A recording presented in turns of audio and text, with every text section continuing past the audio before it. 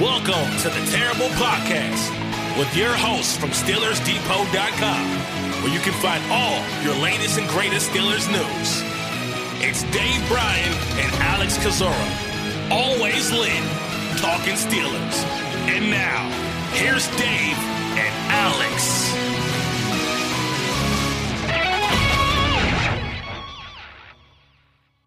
Welcome to the Terrible Podcast, Season 12, Episode 64. He's Dave Bryan. I'm Alex Kozora, SteelersDepot.com. Thanks for being back with us here on this Friday, this Week 15, as the Pittsburgh Steelers get set to play the Tennessee Titans. And Dave, obviously it's getting really crazy this NFL season with all the COVID lists and guys going on there. It looks like more players headed to the COVID list today around the league. So far, so good for the Steelers. Cross your fingers, knock on wood, but it is going to be an eventful Week 15 across the league and probably remain that way the rest of the season. Yeah, and that ended up being good morning, happy Friday to everybody. That ended up being my terrible take yesterday was how much how big of how big of impact there might be in these final 4 weeks when it comes to not only injuries but COVID as well too. You already hit on it, man. The Browns.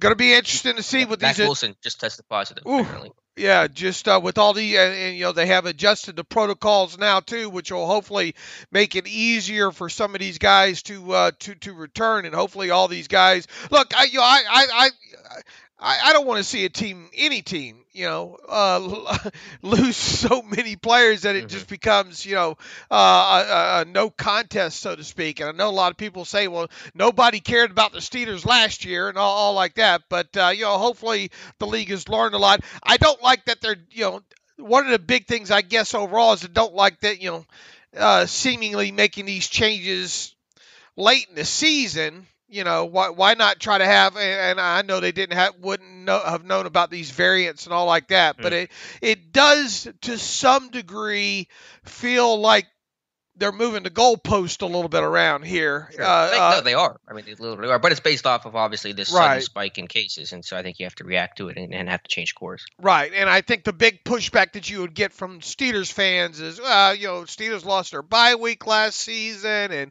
all that mess with the delay in the Ravens game. And, how was it fair to them at the time? And I understand that view of it, but I think you also got to look at the view of it as, how much competitive balance do you want to see? Do you want to see your team win and make it in, maybe when they probably shouldn't because another team lost? But, some could say, well, look, these teams should have had better protocols in place. But we don't necessarily know who is not adhering properly, as properly as other teams is. So, I sure was hoping we weren't going to be talking about this late into the 2021 season, but obviously here we are, and it will indeed be interesting to see, how some of these games are impacted by COVID and by injuries moving on into the rest of the season. You got a team like the Ravens, for example, this week, and boy, they have been through the gauntlet this season when it comes to injuries. It looks like they're going to have to play the Packers on Sunday without Lamar Jackson, and I think the line obviously shows that because they're 5.5-point home dogs in this one. And when is the last time the Ravens have been 5.5-point home dogs to a team? So it will indeed be interesting to watch this thing play out. And as you kind of indicated, it starts on Saturday there with the Browns and the Las Vegas Raiders playing. And it just seems like by the hour, a couple more guys are going on this Browns list. Yeah, I think they're up over 20. I've truthfully lost count at this point. And unlike last year, the NFL adamant the games will not be rescheduled and changed. And so the Browns appearing to still be on track to play the Raiders tomorrow afternoon with literally about half their roster. So that's the same story for teams like Washington, the Rams, and the NFL. As you mentioned, Dave, they're in, I think, the advanced COVID protocol across the entire league, regardless of vaccination status, is basically going back to 2020. Rules where there's virtual meetings and masking and all those things. And the NFL did have one change where basically you can come back after one negative test instead of two, and you can start testing immediately after you test positive. You don't have to wait 24 hours the way you did prior to this rule change announced yesterday by the league and by the union. So that, in theory, should allow players to come back quicker than they had before. Yeah, absolutely, and we'll just have to we'll have to see how this thing goes. Now, I think the players that were already in protocol this week, do they have to adhere by the old? Yeah, by the old rules. They are not being grandfathered in, I don't believe. I think they have to follow the old rules still. Okay, now the Browns, do they follow the new rules or I think for the players who went on COVID, since the change was made, they can follow the new rules, and the old ones have to follow the old rules. But truthfully, I don't exactly know with how crazy this week has been. So does that mean for almost like for sure that a guy like Baker Mayfield's going to miss the game?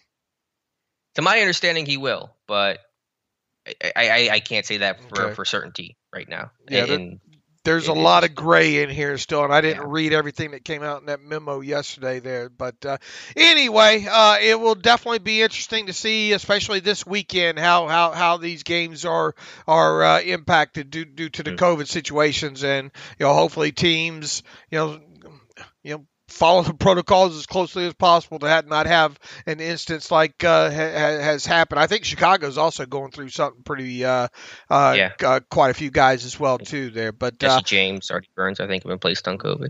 All right, it is bowl season as well too, Alex, and I want to make sure at the top of this show I highlighted that. Look, I mean, obviously Alex and I don't get super heavy into prospects and all like that until after the Steelers season is completed.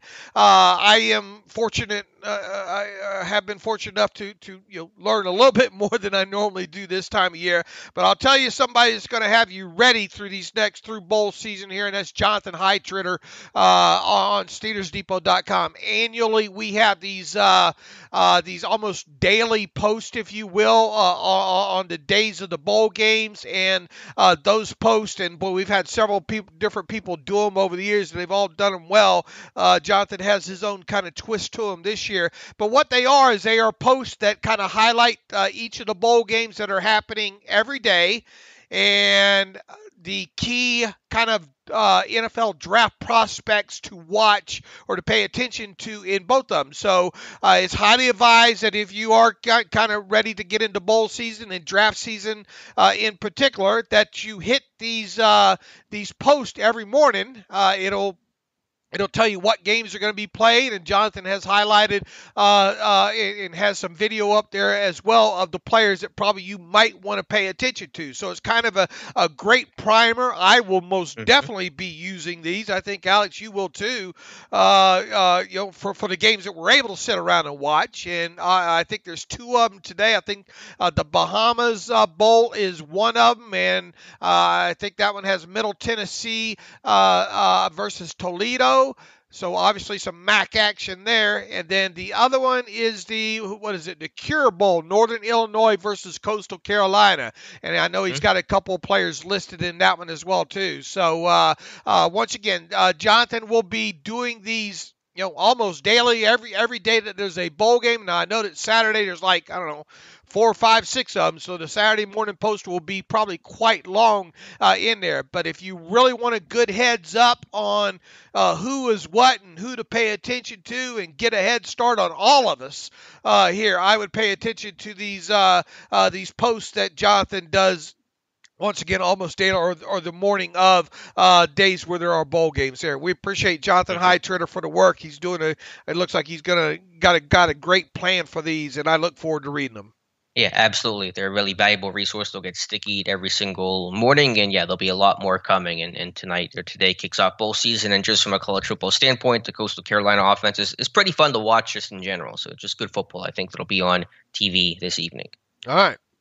All right, Dave, I do want to mention a guest we'll have a little bit later in the show. We'll have our Titans beat writer. That man is David Boclair. Had him on last year. You can follow him on Twitter at Boclair Sports. Covers the Titans for SI.com, covering Tennessee since 1997. So we'll talk to him a little bit later in the show. To bring it back to the Steelers, and one more piece of COVID news here. Montravius Adams was placed on the reserve COVID list earlier this week, so his status for Sunday's game against Tennessee up in the air. The good news is there have not been any more so far, at least reported cases, no more guys going on reserve COVID. So Hopefully that means that there is not some sort of outbreak the way that it's happening in Cleveland and Chicago and Washington, et cetera, et cetera. So far, just 2 players on COVID right now. That is practice squad, defensive back Lyndon Stevens, and nose tackle Montravius Adams. All I can add to that is just knock on wood. And, I mean, you just don't know how these things are going to go. And obviously it doesn't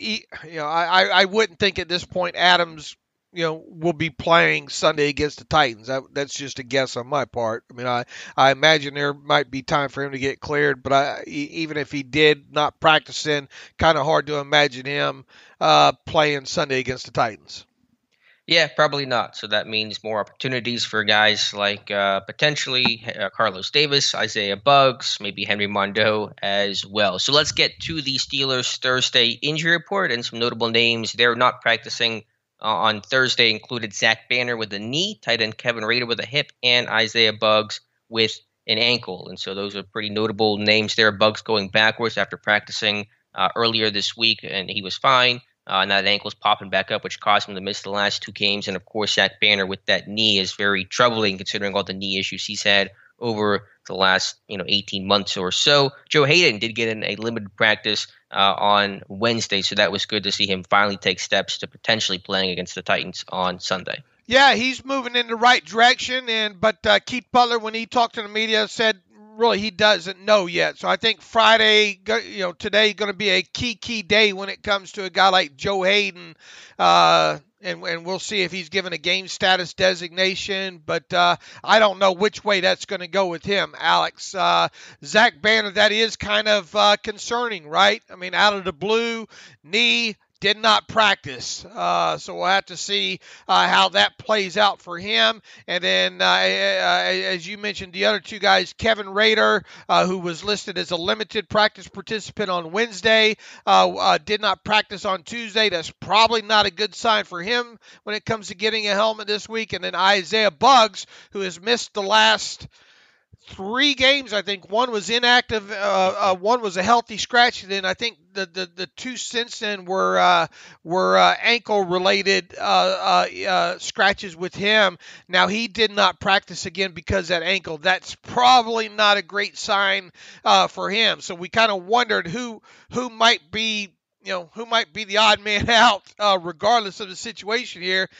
Obviously, Montravius Adams on COVID. If he doesn't suit up, I would think now it's probably trending towards Buggs there. So I would think the guys that you probably have in uniform, at least where we sit here at the time of this recording, would be Cameron Hayward, Chris Wormley, Isaiah Loudermilk, Carlos Davis, and Henry Mondeau. Is that correct?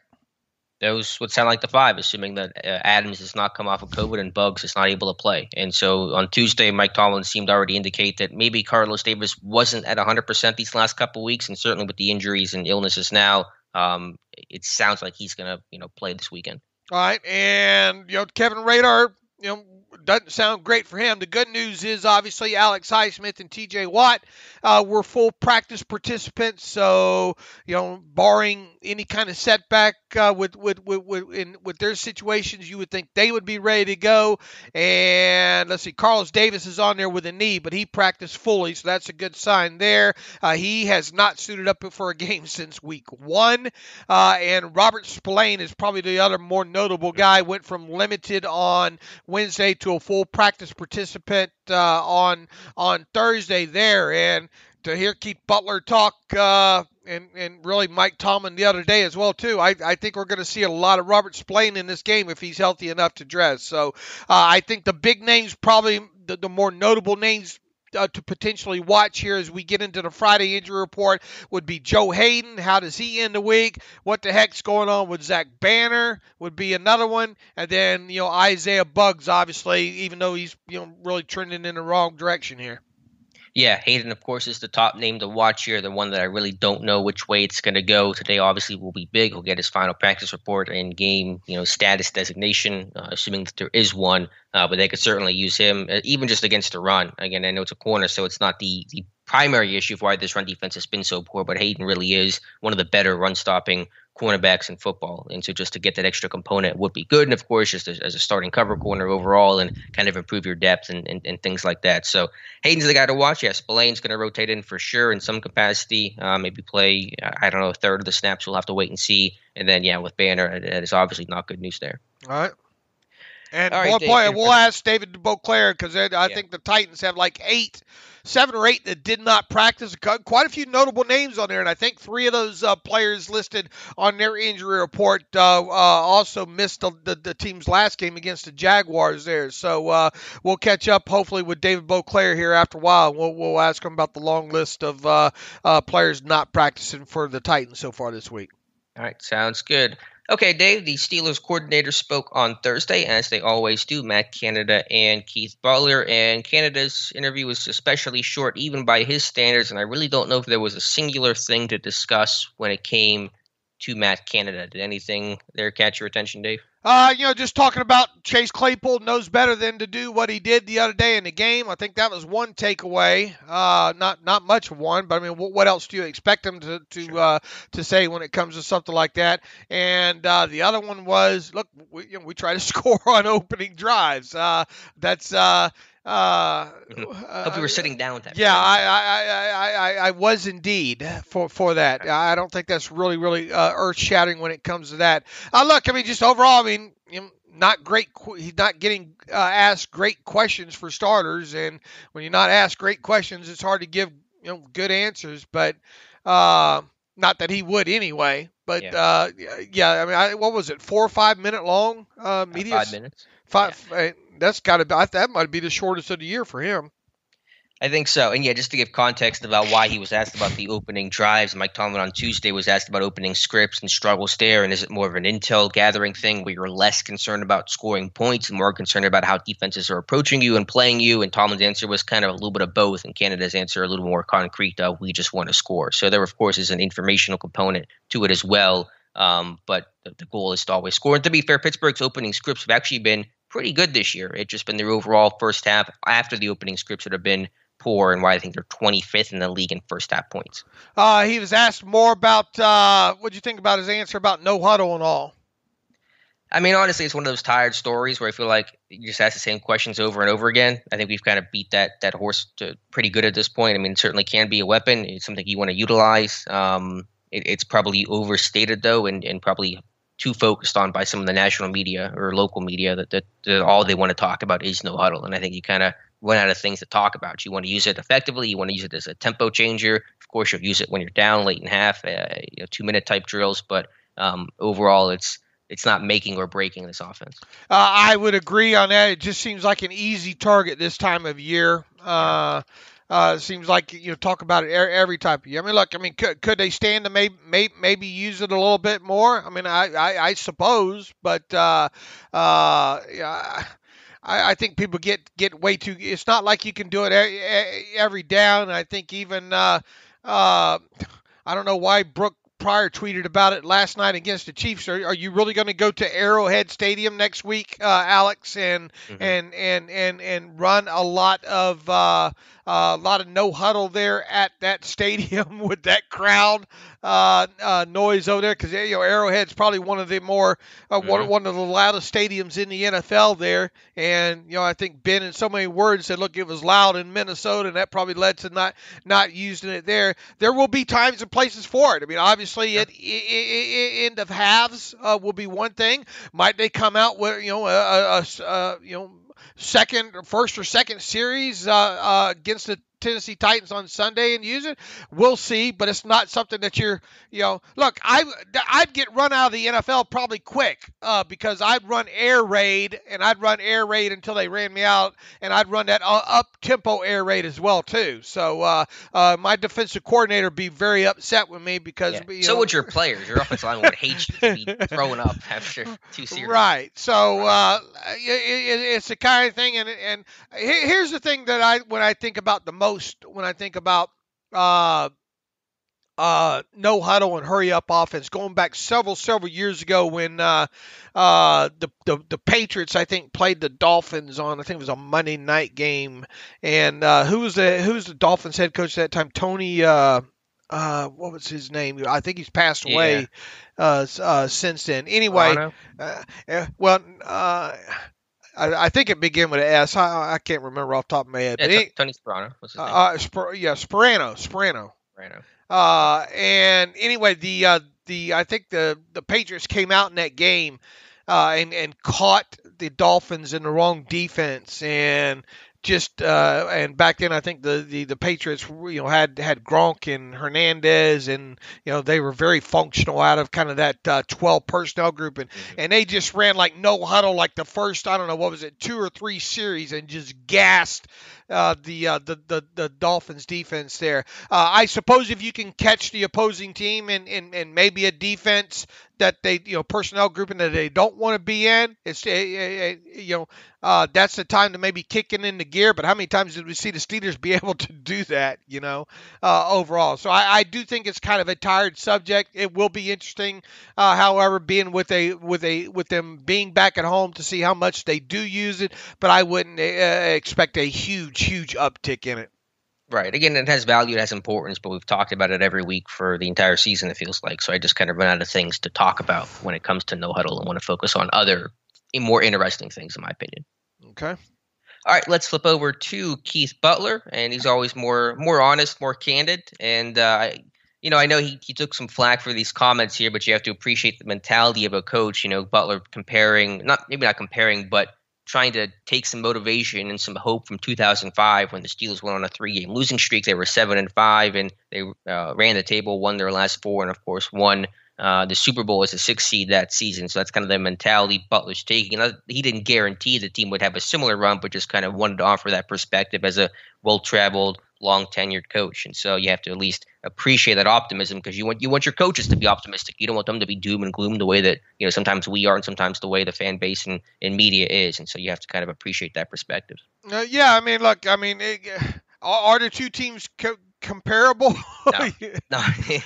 Polar opposites. Right. Look, here's the thing. You just want to see this run defense get better to start with, and then go from there. And look, he obviously has said a couple times now he knows how bad that defense is, and the amount of yards they're giving up, and everybody just got to do their job. And I thought Cameron Hayward kind of put it the best. Everybody's just got to do their 1/11th of the task at hand on every play when they're out there. Now he says that while Cam does about 3/11ths or 4/11ths of the job there. But I mean, you kind of get the point here, man. You got to just get back to basics and reading these things, and everybody do their job. And I think Minka, when he talked to the media yesterday, he admitted that he got a little frustrated. He probably has to do a better job at not showing his frustration on big runs like that. But I mean, I think it's human nature. I mean, these guys probably get sick and tired of getting sick and tired right now, and that's probably the best way to describe what's going on with 4 games left now. I mean, sick and tired of being sick and tired, and you coach this stuff up, but unless people are executing it, I mean, what do you want the defensive coordinator to do with the personnel that he has out there? We've talked about how, and it's not excuses, but it's worth pointing to that, they're missing guys like, obviously, Alu. They're missing guys like Stephon Tuitt. I mean, you're missing guys on the outside the last 4 games in Joe Hayden. You don't have Mike Hilton in this defense anymore. So the list goes on, but nobody wants to hear about people's problems. They just want to hear about the solutions. And this defense is not doing a good job of, it gets tiring every week of hearing the same thing. We just got to get off blocks. We gotta tackle better. Everybody just got to do their own job. It's like a repeating record. So fix it. Put people in there. Whatever you have to do, fix it. And it sounds like that. Obviously, Mike Thomas said turn it over to Stones this week, and props to them for going out, at least trying to get guys like Montravius Adams and stuff like that. But it will be interesting. I think my biggest takeaway, and maybe yours as well too, Alex, as far as what Keith Butler had to say on Thursday, there is, we're going to dadgum see physical Robert Spillane out there on the field on Sunday. You're right. He did say that. He was telling reporters about Spillane, quote, "I'm glad to get him back. He's a very physical player, and we need that physicality in our defense, and he's going to play for us when he gets back. We're going to rotate some people in and out and just try to put the best foot forward as we can." And so you saw Buddy Johnson get some work against the Vikings for 6 snaps. You'll definitely see Spillane play more than that and rotate in maybe from basically the second series on throughout that game. Spillane obviously had the big hit on Derrick Henry last year. Henry, of course, not playing in this game, but you just saw that physical downhill mentality, and that's one thing this defense and this team needs right now. And on a side note to that, he was asked about Devin Bush, and this comes on the heels of Devin Bush's press conference earlier in the week, where he, in so many words, says he thinks he's making some progress in his development and all. And those kind of comments were thrown at Keith Butler and said, hey, have you seen progress in his development? And Keith tried to take the diplomatic, I think, approach at first there, but then the truth serum started to kick in there. He says, "Yeah, I think he has in terms of his recognition and stuff like that. I think it's always experience always creates confidence, and what I mean by that, the more you play, the more confident you get in terms of what they're doing and how you're going to react to what they're doing with the scheme that we're playing." And that's probably what's happening with Devin. He goes on to say, in terms of, his knee and stuff like that, I don't know. Only he knows that. We hope for him to get better. He needs very much for him to get better for us to be any good. But, we're still going to play other people. We're not just going to play him all the time. So, look, this is still a Devin Bush that hasn't been playing 100% of the snaps anyway, right, but he has been playing, I think, upwards around 85%, especially in the last couple of games when Robert Spillane, has been out. I think his highest percentage of snaps came in that overtime game against the Lions several weeks ago.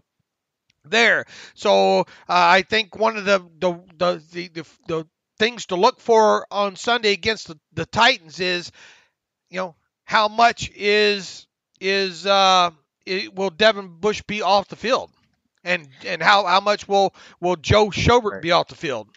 Yeah, I think both of those guys could be. I mean, both of them were rotated against the Vikings. Bush came out for one series and Schobert came out the next. And so, yeah, Bush had been playing and basically had been an every down player in base and nickel the entire season, with Spillane playing in dime over both Schobert and Devin Bush. And so that's why Bush hasn't played. That's why he's about 85% of the season, because dime's been used about, I think, 18% of the time so far in 2021. But yeah, you'll definitely see Spillane get rotated in base, in nickel, and it might be in every other series thing. I'm not sure how they're going to divvy it up, but certainly Spillane probably comes out of this game playing at least 25 to 30 snaps, if not more. Okay, now let's take our shoe, or I'm going to take my shoes off here. Keith Butler also said, at least insinuated that Marcus Allen and Buddy Johnson will also get some playing time in this game.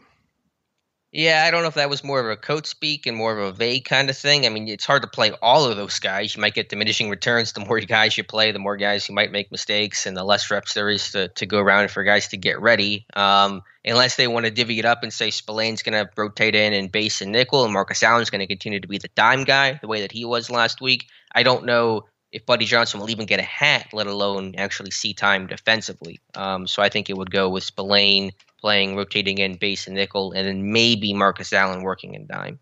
And I guess that gets to my point of why I've had my shoes off now, because there's not enough. There's too many linebackers here, and probably one less helmet here. So with all the hoopla about, will all this hoopla about Buddy Johnson be for naught this week? With Spillane back, is Buddy Johnson? Because look, I mean, UG3, even though he's not in the talk about getting snaps, he is a core special teams player. So you probably have to wrestle. I'd actually pay to see that too. Keith Butler wrestle Danny Smith. To see who, to try to get that guy a helmet away from him there. So we would think that UG3 is still going to dress for this game, right? I would assume so, but at this point, I mean, I can't guarantee anything with that group just because of how much flux there's been. And Buddy, whenever he did play, was playing a lot of special team snaps. I think 75% of the time. So I would assume UG3 is going to stay up, but I can't guarantee anything at this point. Marcus Allen. Again, I would believe so, especially being the up back, the first protector on the punt team. So I imagine he'll be active. All right. Schobert, Bush. Yeah, those guys are going to dress and play. All right. And Robert Spillane.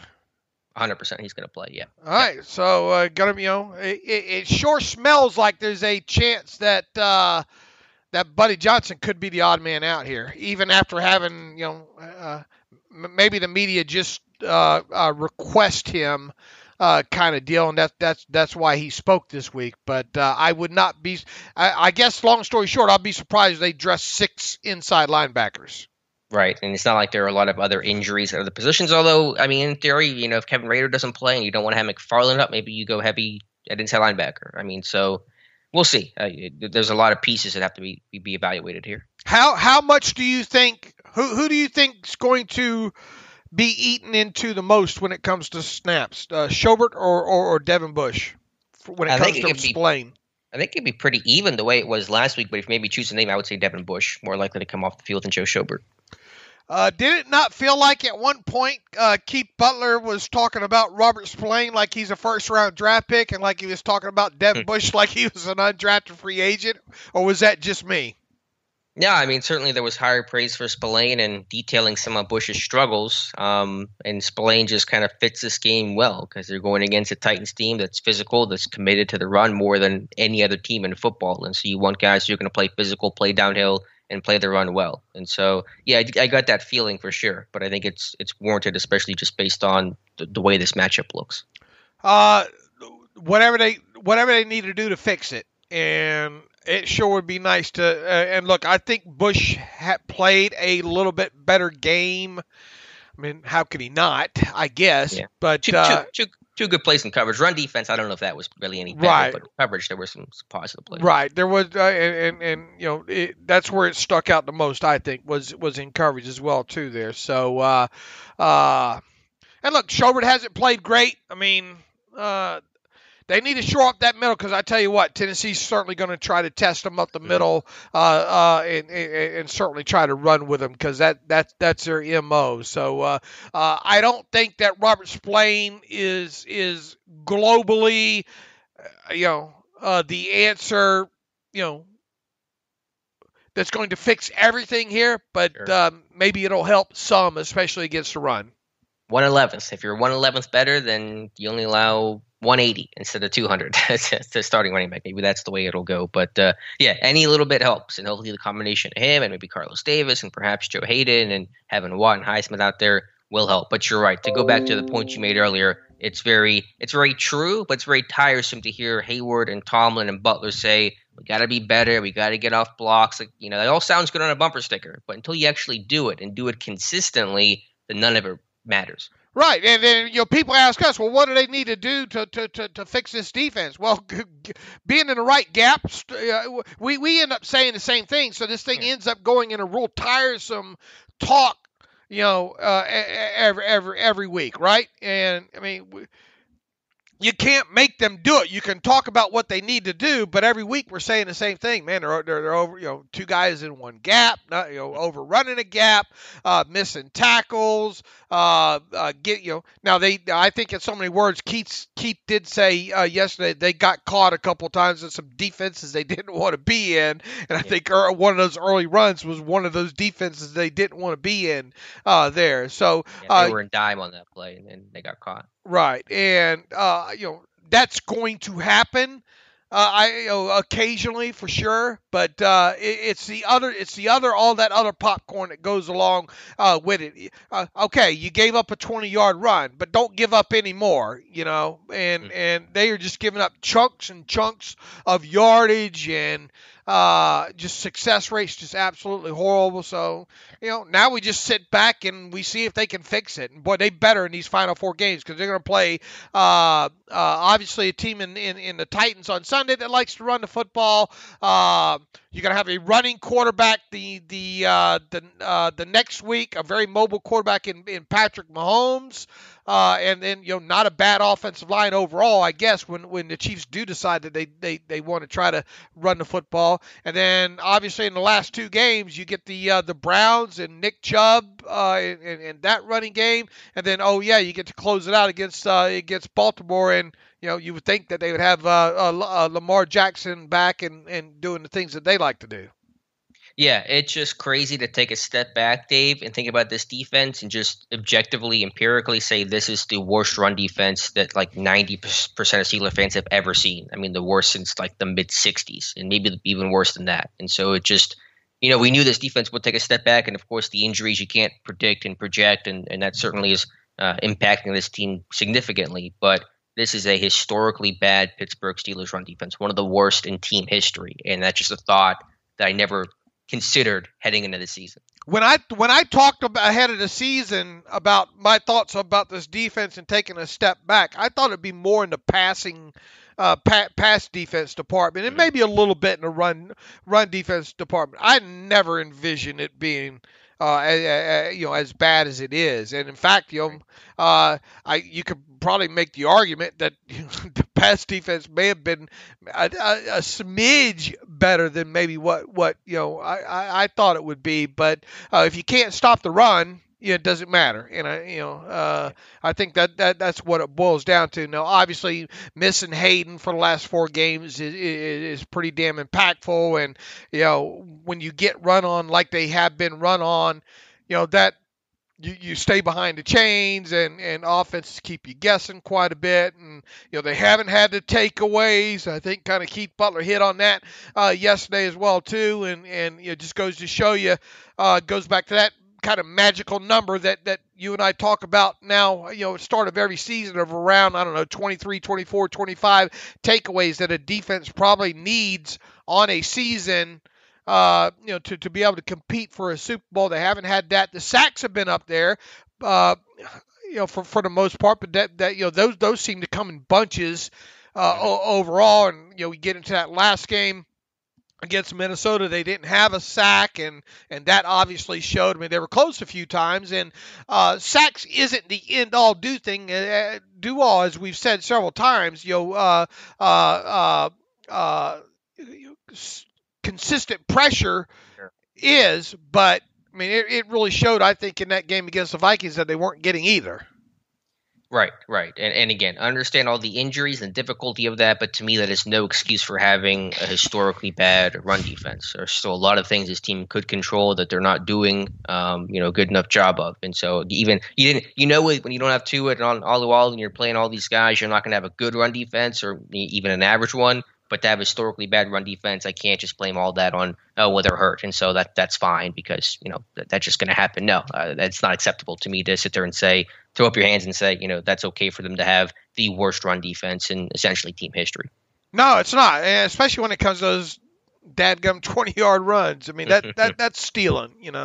Yeah, Pittsburgh's allowed more 20-yard runs on the ground this year than they did the last 2 years combined, and there's still 4 games left to be played. So that kind of puts it in perspective. All right, Dave, anything else from Butler or Canada? We don't get to hear from Danny Smith anymore, not too often, and that makes him very sad. Right. I don't think, we know what the main issues with this defense is, going into this game here. So now we get to see how they respond. He talked about Hayden and not knowing what's going to happen there. And as we pointed to when we went over the injury report there, that'll be one of the key things to look for later this afternoon with him. It'd be nice if they got him back in his game. What'd you think about Minka's comments? Well, you're quite the fire starter there, aren't you, Alex Kozora? Put up a clip of that penalty on Minka the other night there, and I think I think Joe Hayden retweeted it or with a comment on there, and I think Minka since then, not even 24 hours after that,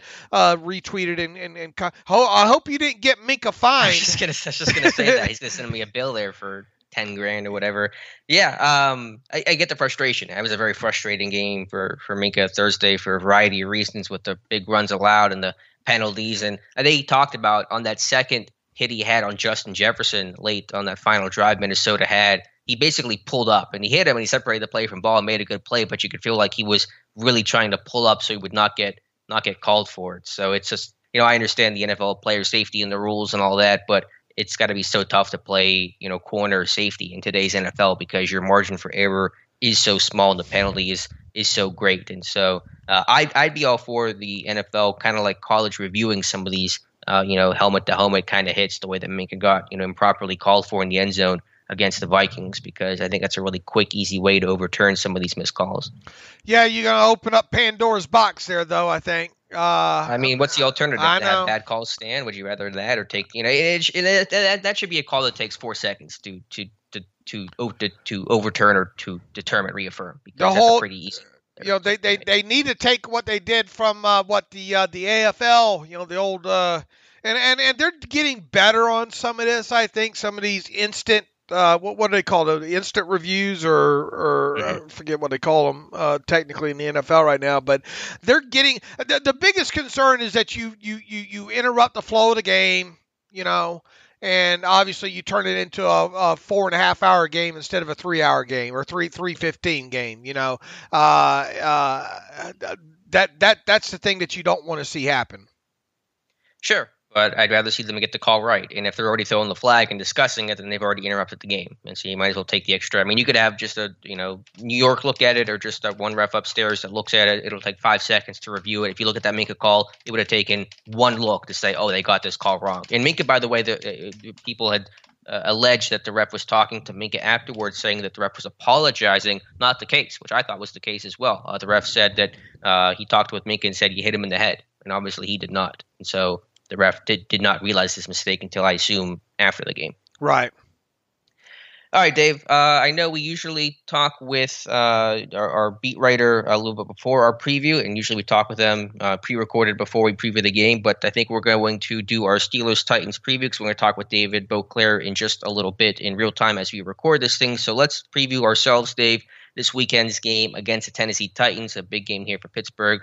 Obviously, we'll start with the Titans offense, and although they're missing key players, no A.J. Brown, no Derrick Henry, this offense not nearly as potent as it could be or as it was earlier in the season. They're a team with a very clear identity. They want to run the football, they will run the football, and that identity has not changed really one iota, even without Derrick Henry. This is the most committed team to running the football in the NFL, and so Pittsburgh's run defense issues will certainly be tested yet again.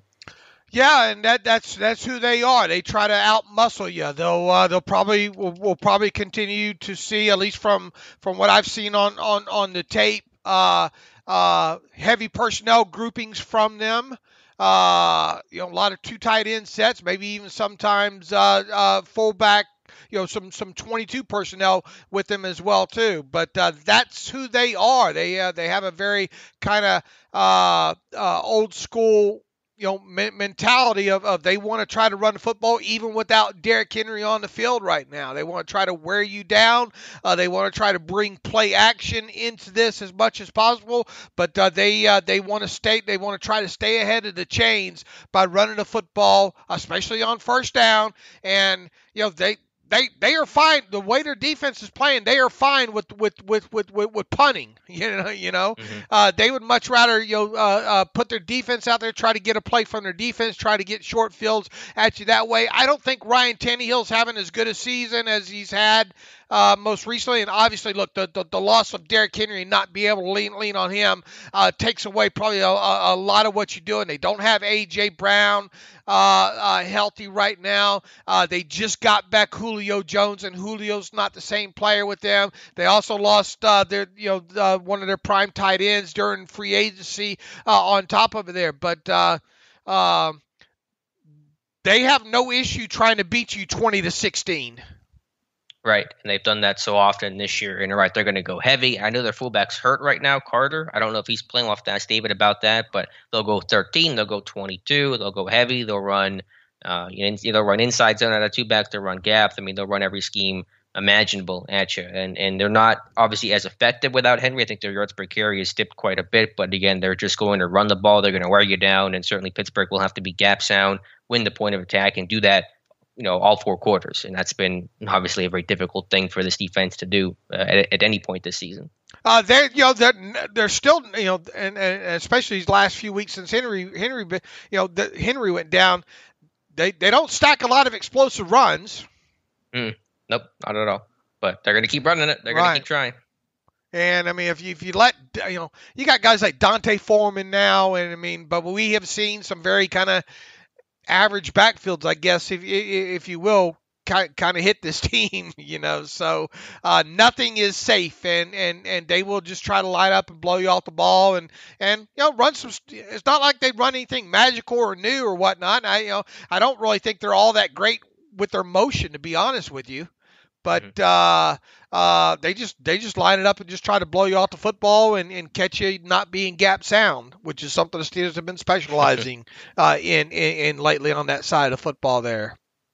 Yeah, their top 2 guys in terms of runners without Henry is going to be Dante Foreman as their lead guy, and then Hilliard kind of being the lightning to the Foreman thunder. And obviously neither of those guys are as potent as Derrick Henry, but that's the way they kind of set things up. Hilliard actually did have a big run for a touchdown against the Patriots, and so that guy's got some explosive runs on his tape. Foreman's kind of more the mortar and pestle, grind it out. Yeah, I mean, he's again not nearly as powerful as Henry, but that's the approach they're taking it. So it's a decent offensive line, and they're physical up front, and they kind of have that Mike Vrabel mentality, that junkyard dog, and so I mean they're a physical bunch overall. I wouldn't be surprised. Maybe you see them try to take some of that stuff that the Lions did a couple weeks ago, and test the Steelers in the over. In terms of the over. What do you mean by that? Well, just trying to catch the Steelers, with the more heavier packages there. Oh yeah. Like the Lions did there. Oh, the over front the Steelers run. Okay, I see what you're saying. Yeah, I think they run some tackle eligible as well. They may do more of that if their fullback's going to be out of this game. So yeah, Pittsburgh really has actually struggled a lot with that 6 offensive linemen this season against the Vikings, against the Chargers, against the Lions was the most notable game. They've really had a tough time when teams go ultra heavy with 6 offensive linemen. I mean, and correct me if I'm wrong, but I think Titans got some of that on their tape, Yeah, I don't know if I didn't see a lot in the games that I watched, but I know Mike Tomlin mentioned it. So, I mean, again, I'm betting they'll probably do some of that stuff, seeing the success that other teams have had, against Pittsburgh in recent weeks. All right, passing game. You're right. Tannehill's not had a good season overall. Just 1 more touchdown than interception. He's been under pressure a lot. Already sacked. What's the number? I want to say it's like 37 times he's been sacked this season. He's been on his back a lot. Yeah, and so I'm not really sure. I know they've had issues with Lawan staying healthy and things like that, but not a great season for him. As you said, play action's a big part. Obviously, teams that are run heavy kind of build off of play action, and they'll take their vertical shots as well. I imagine they're going to run a lot of those Yankee concepts that Minnesota ran, those crosses, those post and over routes, and they have a lot of that on their tape already. They kind of have some interesting wrinkles off of it. Well, they'll kind of fake the Yankee concept. They'll have a receiver break down on kind of a deep curl, and the other guy might run the post or he might run a corner or something like that. And so I think you'll see a lot of those 2-man routes and kind of try to stress Pittsburgh the way that Minnesota did so well, especially in the first half last week. Roger Saffel, that's a guy that I look forward to asking David about here in a little bit as well, too. He is a guy that I think banged up his shoulder in that last game there, and I don't think he's practicing. Going to be interesting to watch. If Roger Saffel does play, he's not going to be a 100% in this game, and at left guard there, that's going to set up some interesting one-on-one battles a lot in that game, I think, with one Cameron Hayward there. So that might be something to watch in there. And Saffel, to me, is one of their better offensive linemen in this group. Yeah, I think he's been he was a tackle coming out, and he made a transition to guard and actually played pretty well and has had a long career because of it. I think the offensive line across the board is pretty decent. Obviously, LeWan at left tackle. Nate Davis is an interesting guy. I want to ask David Boclair about Nate Davis. He was I think a Charlotte kid. I want to say he was a teammate with Alex Highsmith, and a really squatty body. Had like the lowest stance in the world of any offensive lineman I've ever seen, and he's carved that niche as kind of a Kendrick Green in terms of the build and the look of it, but has had obviously more success so far than what Green has had at center. Davis will play right guard for them. So, yeah, it's a good offensive line. In terms of the pass concepts, they run a lot of Hank. They run a lot of over-the-ball routes with their tight ends and things like that. And so it's a lot of quick passing game, and then play action will kind of create their deep vertical shots. What do you know about their wide receivers outside of Julio Jones? It's been an interesting cast of guys. Without A.J. Brown, they've got, I forget their whole names. Westbrook has got 28 catches, I think, this year. Chester Rogers has played some. So it's kind of been a hodgepodge of guys. I think they have 6 players that have between 20 and 30 receptions this season. Brown's at the top whenever he was healthy, and they got a bunch of guys in the middle. And so you're right. I think that loss of Jonnu Smith has certainly hurt them. So they've kind of relied on distributing the targets to a bunch of guys just to catch 3-4 passes a game. But it's a lot of quick rhythm type of stuff. Again, a lot of those Hank routes to kind of get guys just to sit down in zone and kind of take advantage more zone coverage. When it comes to the old takeaway giveaway statistic there, they're -3 on the season, if you can believe it. When it comes to net differential, they have given away the football 21 times in total, and that's up. That's towards the bottom of the league. So maybe you can get them to give it away a few times in this game. I think that's going to be a key element in this, obviously, as it is with any game here. But they have been known to turn the football over, and so that I think that's something that you got to be cognizant about is ball hunting, if you will, and trying to get the ball out of some of these inexperienced backs. And obviously, probably going to be a little bit chilly in Pittsburgh on Sunday, right? And I think there's just going to be opportunities for this Steelers defense to maybe pick off a Tannehill pass or something like that. Yeah, I hope so. He's thrown 13 picks this season, so you want to get a couple for this defense, especially if Joe Hayden returns. Yeah, it looks like 37 and partly cloudy with a little bit of wind for Sunday's game. So it's not going to be a snowy game, but it'll be a cold one. 13 interceptions, 8 fumbles when it comes to their giveaway department, and once again they are -3 as a team. They only have they do have 18 total takeaways, so they're getting up in that up in that number where they should be. They probably obviously are stressing not turning the football over themselves this week here. But on a scale of 1 to 10 offensively, especially with the personnel that they have right now, not having Henry, obviously not having A.J. Brown, I mean, I'm not overwhelmed. I'm not. I mean, you see where I'm going here. This is to me a very containable offense.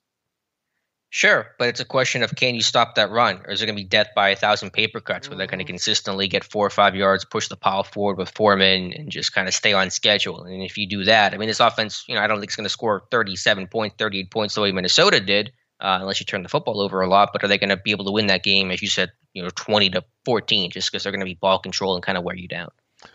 And probably not, at least you wouldn't hope that they're going to big play you a lot. That could obviously be a big difference if they in this game if they let somebody like Julio Jones run crazy on them like that. But this is going to be very, very, very disappointing if they let this Tennessee offense go off on them. Is my takeaway. Yeah, but I mean, the last thing you want to see, and I get all that, they're not a potent offense, sans Henry, but the last thing you want to see is an offense that really wants to run the ball as their identity when Pittsburgh's been so poor in stopping it. I mean, that just kind of feels like the worst thing you want to see at this point in time. All I got to say is thank goodness Derrick Henry isn't playing in this one, because he would What's the record for rushing yards in the game? Oh, man. And the Steelers are dodging a huge bullet here, so they better take advantage of it. All right, Dave, let's flip over to the Titans defense. What's kind of your impression of this Mike Vrabel-led Titans group? Boy, they can get after it, and they can get after it with 4 guys, too. And a lot of times we talk about the Steelers and success coming from being able to create pressure and get to the opposing quarterback by only sending 4 or less. And, man, that They got some guys on the outside that can rush the quarterback. It'll be interesting to see what happens with obviously with Bud Dupree. It looks like he's trending toward being activated on Saturday and being available for them in this game. And yeah, if indeed that's the case, he's not going to play every snap, but it'll give him one more other player to kind of rotate, in that group overall. And Harold Landry just having a fantastic season. They move him around up front. You will see him on both sides of both outside linebacker positions, I imagine. And you also see him stand up and rush from an interior position, sort of quasi what you see the Steelers do at times a lot with T.J. Watt this year. So that guy is going to give the Steelers tackles a workout quite a bit in this game. And then the other guy that that Mike Tomlin mentioned during his press conference the other day, Jeffrey Simmons. Wow. I mean, it's been a while since I've looked in on this guy, to be honest with you. And he is a monster. He's become a monster for them over there, man. I mean, a guy that can play 0 to 3 tech, I think, for them. Very, very heavy hands, power, and he's kind of their guy. And I think who did the defensive breakdowns for you with you? With Tom. Tom, yeah. This is kind of like their version of Cameron Hayward, if you will. So yeah. Those two guys alone, Simmons and Harold Landry, can really, really disrupt things. And then we haven't even, haven't even talked about Kevin Byer, the guy that I think we talked about the other day coming out of the Mike Tomlin press conference. A very ball-hawking safety that can play not only in the box, but can play tied to the post as well.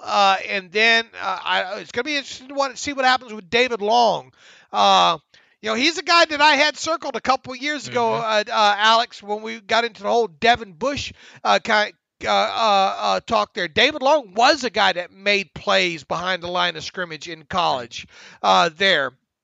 Athletic guy, but he has been injured this week as well, so it's going to be interesting to see what plays out with him overall.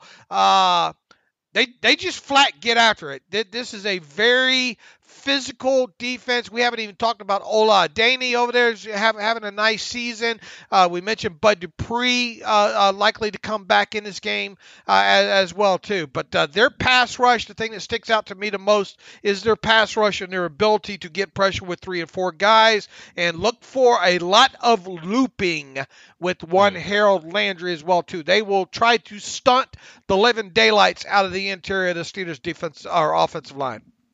I would say that Harold Landry, Jeffrey Simmons, and Kevin Byer are 3 of the most underrated players in the league at their position, and they're all on one team. You're right. Landry's having a career year, and he'll play the run too. He's not just one of those only third down pass rushers only. I mean, he kind of plays the run on his way to the quarterback, but he'll still play the run. And Simmons, I think that Hayward comparison is definitely apt. And Byard's been one of my guys since he came out of Middle Tennessee State. Right. And just a consistent ball hawk, 5 interceptions this season. Simmons has 7.5 sacks, and Landry leads the team with 11. They're one of the better pressure teams in football. And you're right, they don't blitz a lot, but they get home with their front 4 and their guys. And this run defense is stout overall. They're a top 5 run defense. They don't allow big plays in the run game. They play more 2-gapping than probably more teams do, and let their linebackers long, run free. And so they're just really, like you said, they're Mike Vrabel coach team. They're physical, they're fundamental, they're well coached, and they're not going to beat themselves. They don't give a lot of big plays. Nope. Well, I mean, they do. I mean, when they do get big played, I think they get hugely big played. But overall, they don't give up a lot of explosive plays top to bottom there. Talking about Simmons there, he's kind of a guy that man, he kind of got lost in the shuffle, I guess, back in 2019 there. A lot of people don't realize, and in fact, I had to jog my memory on it, to be quite honest with you. He was a middle of the first round guy out of Mississippi State several years ago, and I really had to kind of refresh my mind over his college tape and who he was as a college player. And then, man, it doesn't take long. You get into some of the gains from this past season here and some of the things that he's done, especially with that bull rush there. He is. You're right. He's probably one of them at this point now that guys like who's the Colts defensive tackle Buckner that's gotten a lot of run DeForest Buckner. Yeah. Lately and all like that. He's starting to get his due. I think Simmons now is in that category of a guy that people don't know that they probably should, because he really does jump out on tape, and he is a good compliment for Landry. Yeah, and you're right about David Long, because we talked about those guys a lot, because at the time, sure, we didn't know that they were going to trade up for Devin Bush. He was not going to be there at the Steelers pick at 20, so you had to start looking at, okay, if Bush is gone, they don't trade up, they can't make a move for whatever reason, who's next man up? And I think David Long was one of your guys, and one of the guys we talked about extensively coming out of West Virginia. Yeah, and I thought, I don't remember exactly where I want to say I had like second, third, just a guy. If the Steelers didn't get a guy like Bush or whatnot in the first round, I had Long kind of in that next tier and all. But I think I remember specifically us talking and kind of contrasting, comparing how one was a playmaker and behind the line of scrimmage, and Bush wasn't. Coming out of Michigan there. And just here's the thing that I think I remember the most about David Long is he would guess a lot. And he would take some chances on shooting some of those gaps in college. Now, it paid off quite a bit for him there, but when he did guess wrong, it showed up on tape big time there. So definitely it when you get into where we are right now, especially where Devin Bush is right now, where Long is. I mean, Long has been the more impactful player up until this point overall. Now, obviously, Devin Bush has missed the games with the knee injury and all like that. But and I think the Steelers did have some level of interest in Long, if I remember correctly. But it's going to be interesting to watch those two and compare and contrast those two continuing on past this year. But I'm not even convinced Long is going to play in this game, but we'll see.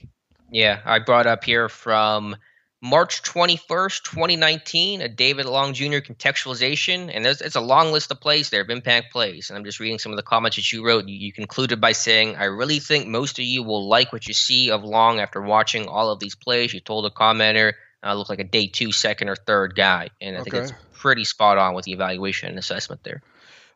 You trying to hang me by my tongue, weren't you? or by my finger? Nah.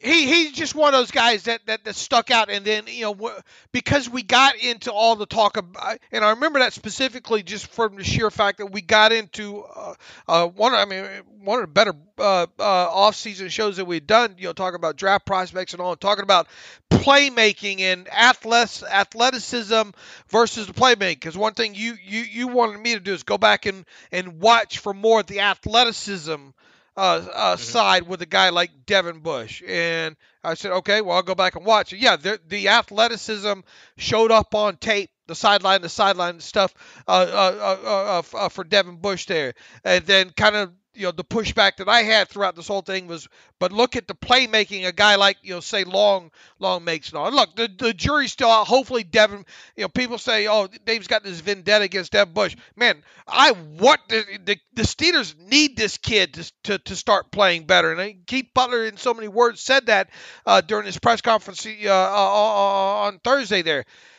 They need this kid to become and start playing like a first-round draft pick for sure. Because if not, you're getting into that neighborhood here in these next couple of games, Alex, I think, where, you really got to take a look at the inside linebacker position for this team past this year, right? Sure. It's a mess. It's a total mess. And people say, well, you guys aren't talking, you guys aren't giving Buddy Johnson enough to. What is legitimately the ceiling on a guy like Buddy Johnson?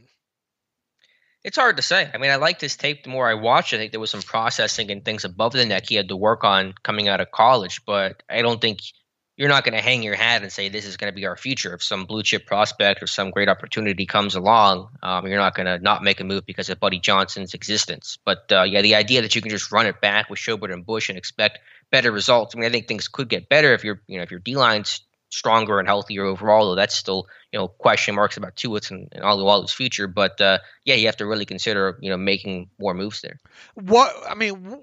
What is your initial thought right now when I say, okay, 2022 will be Devin Bush and Buddy Johnson?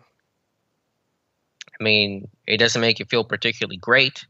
I have thought about it a whole lot, but I mean, Bush has not played well this year, and Johnson's like a total dart throw at the moment. So, I mean, do you have that physical downhill presence of a guy? And if you pair those two together, I mean, I think Johnson plays to run, played it okay coming out of college, but you'd like to have kind of that more physical presence at one of your linebacker spots.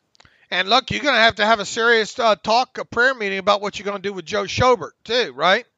Right, yeah, we talked about that on Wednesday's show. I mean, I get, what are your other options and all that, but like, is he worth the $8.5 million he's scheduled to make next year based off his current play? No, he's not. And I think that's kind of your evaluation. If he's not worth that money, then you don't carry him to camp, because he's not worth that amount of money. Yeah, and I'm going down. You know me, going down. Yeah, we want to stick to the Titan stuff, right? Going down the wrong hole here, but gonna be interesting to see if David Long plays, and if he does, he look. They have some, and I think you guys highlighted this as well too. They have some interceptions from their linebackers this year. Yeah, 4 of them. I mean, Byer leads the team with 5. They have, I think, 13 as a team or something like that, 12, 13. But, they get it. I think Evans has 2. Pittsburgh, I think, would have drafted Rashawn Evans in one of those drafts a while back. And they think they tried to trade up to get him. They couldn't get him, and so they obviously couldn't take him. But that's a potential Pittsburgh Steeler there. Is he playing in this game? He's had some injuries. He's had some injuries. I'm pretty sure. I'm not even sure if he's going to be up for this game or not. Is he on IR or not? It's a very good question. I was just kind of looking at more schematic stuff in my report. He played last week, though. He came back last week, so I think actually he should play in this game. He just came back healthy. All right, and they went out and got Zach Cunningham too, right? Yeah, good point. I forgot about that. Yeah, and so I imagine he could be, but if Long cannot play, then you may see Evans and Cunningham play next to each other in this game. And maybe they'll get a little bit of and once again, we'll ask David about this. We'll get a better idea of maybe what their inside linebacker rotation will look like here. Maybe that has a lot to do with why they did go out and get a guy like Cunningham there, who's still going to be learning the defense. They're good against the run, though. They don't give up a lot of big plays on the ground either there. So I don't know what's the best course of action here for the Steelers. I mean, they will occasionally defensively give up some big plays down the field, I guess, on occasion here. But just top to bottom, they're a good defense. They're not a defense that you want Ben Roethlisberger back there holding the ball a long time with on top of there, because you will get hit. And Lord knows we saw Ben hit enough in that game against the Vikings there. Yeah, they do allow big plays. Tennessee does. It's through the air. They have 45 passes to 20-plus yards. That's 23rd in football, and 9 completions allowed at 40-plus yards. That's tied for 26. And so if you're going to big play them, you're going to big play them through the air, which is fine because Pittsburgh can't get big plays in the run game because Mason Rudolph still leads the team with the longest rush of the season. So you're not going to get that this week, I don't think, barring some sort of massive breakdown by the Titans. So, yeah, they play a good mix of man and zone, more zone against some heavier 2x2 kind of sets. They play more man against 3x1. They play man coverage a lot in the red zone, low red zone, between the 5 and 10 yard line. They play a lot of cover 1 there. So I think you kind of dial up your best man beater, some creative double moves with Deontay Johnson and pivot routes with him in that low red zone. So I think if you get down in that situation, 3rd and goal from the 4, you probably run one of those pick and rub routes to get someone free. Janoris Jenkins is another guy that's struggling with injury this week as well, too. So, I don't know if he's going to play Jackrabbit. I'm going to change my name to Jackass Brian legally, if he can change his to Jackrabbit Jenkins. But what's the single best matchup the Steelers have in this game? From an offensive, offensive to the Titans' defensive. I mean, it's probably, Deontay Johnson on one of those outside corners, because their corners, and with Jenkins being injured, I mean, they're not particularly strong, right? So I think maybe Tom looks more at the individual than I look more at the schematic, so I don't have a great answer for you in terms of the best one-on-one matchup. It's nothing in the run game, I'll tell you that much. I mean, it's probably going to be Deontay Johnson against whoever he's going against. All right. And look, the Steelers are obviously going to take shots down the field, so be a great time for Chase Claypool to have a super bounce back game of the season. Look, he I think what gets lost in the wash here with all that happened, late in that Vikings game is that Chase Claypool made a couple of key catches in that game. James Washington obviously did as well. overall there. They're going to need some big plays down the field from a couple of those guys to win this game, because I'm not convinced that they're going to be able to have a lot of success running the football, unfortunately, in this game.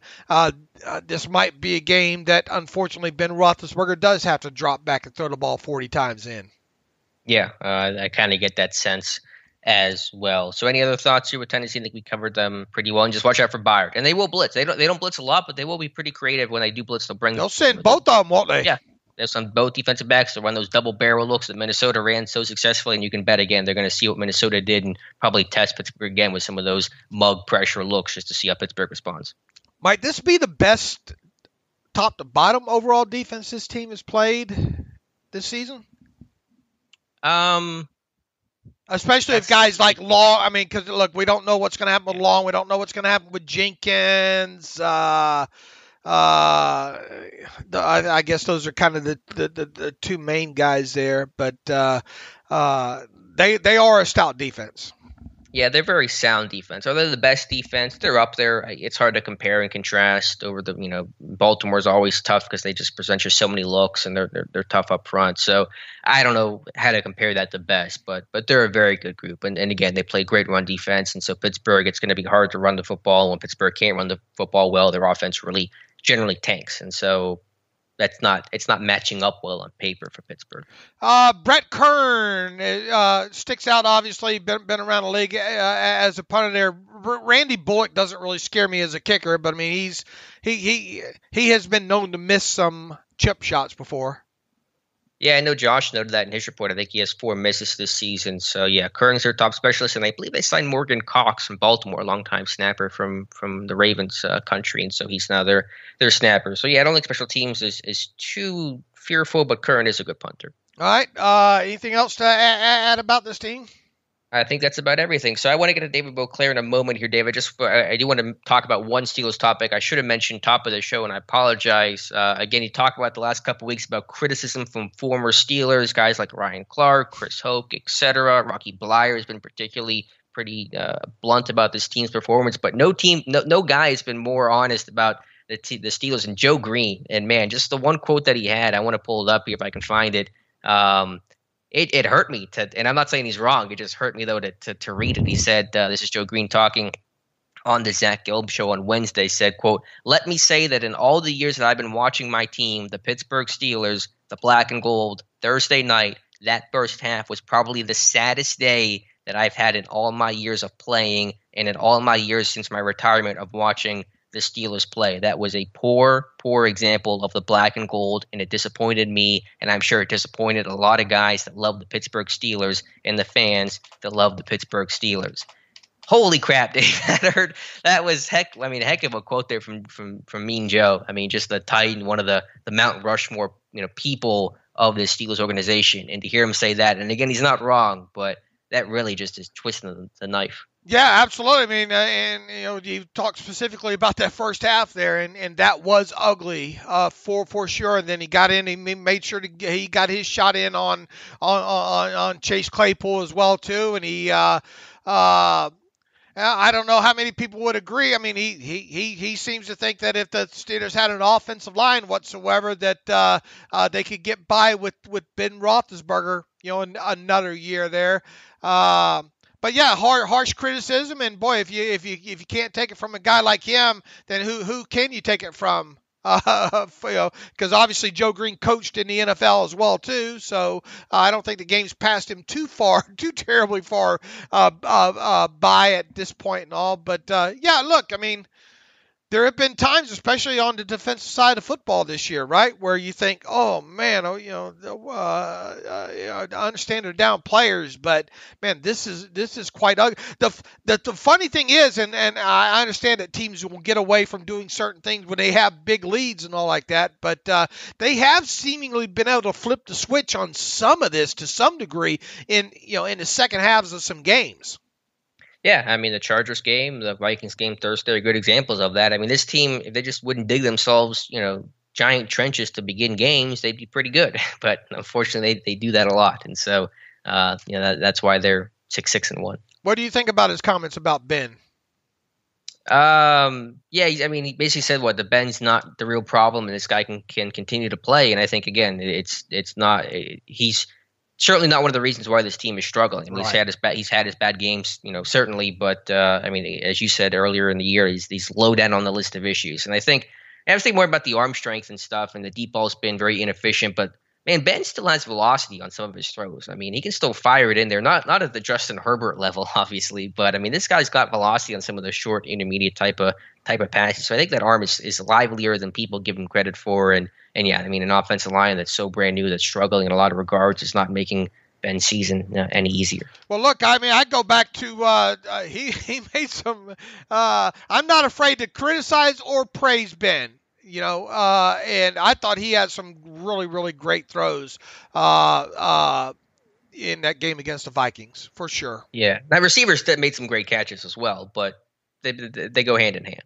Right. And man, that throw to Freiermuth, I still watch that one on that that last play, a near touchdown. I mean, that was just a money throw. Right, and look, it's subjective when you get into talking about drops and all like that, and people say I've seen both sides of this argument now. People saying, well, it's not really a huge rip out by Harrison Smith on that play that Freiermuth should have caught that, and that's why Freiermuth was drafted where he was drafted, because he makes those kind of catches, especially in the red zone. There was still. I still think that gets more into pass breakup category than it does in the drop category. I mean, I think you would consider it a drop because, it's squarely in his hands. Like, it's not like he never – I think a pass breakup is if the receiver never had control of it in the first place. And it can still be both. It can be a pass breakup and a drop, simultaneously. But, not all drops are created equal. Catching something open in the flat and just losing the football is different than getting popped by a 220-pound safety. So, I think it's a drop, but you have to take the context of why it was a drop. I tell you what, that ball couldn't have been put probably in any better position, though. You could not walk that ball any better right. to Fry. Yeah. And for that to be a middle of the field throw and that type of chips are down situation, and just classic. Roethlisberger, I think overall, and he had a nice pump fake, I think, on one of those 2-point conversions there, and the throw over to the side to Najee Harris on that touchdown was a great throw. The throw to James Washington for the touchdown up high, where only his guy was going to get it, was a great throw in that as well too. Still the biggest thing with Ben overall. To me, is the ability to get that deep ball down the field in deep ball situations. Outside the numbers, instead of it being a 50-50 ball. Now, to his defense, they don't have the guys that separate like it used to be, where he just said, "I'm going to throw this as far as I can because my guy Mike Wallace or Martavis Bryant can go get it." Kind of situation there, but there have been obviously some instances where he has underthrown the football there, and you don't see him. Not that he's ever been huge in the last several years of throwing the football down the middle of the field, and you can't throw it to a guy that's not running a route down the middle of the field either. On top of it there, and then. There have been some touch issues, I think, with them. Overall, from where I sit right now, I think Ben, top to bottom, should have maybe silenced some of his critics, as far as his play this year. But once again, it goes back to how far. What were the expectations of him going into the season, and how big of a problem has it been? Why is the team 6-1 right now, and how much of that onus lies on Big Ben being the issue here? And I think it is way down the list here. This defense has not played well, and the offense obviously has had their warts, but I don't think any of us came into this season thinking this is an offense that's going to put up 28 to 30 points a game. Right. But I thought they put up more than the 20.9 than they're putting up per game, whatever the number is, currently. Sure. And the quarterback plays a hand in that to some degree. Sure. Right. Yeah, but to the defensive Ben overall, the national media has made him to be the butt of every single joke. The main reason why this team is bad because Ben's old and washed up, and that's such an oversimplistic view, and really just probably a wrong view of the team and the big issues with this team right now, which is an offensive line that is new and struggling and going through a lot of growing pains, a run game that can't find consistency and traction, and a defense that is playing really poorly. And again, just trench play overall has been abysmal both sides of the football. I mean, and the fact that guy is still able to take snaps for so many hits he's taking. Yeah. I mean, he is taking. You go back to that Raiders game. You go back to some of these games this year with him, and especially this game against the Vikings. Some of the shots that he's taking, you think, oh man, how many more?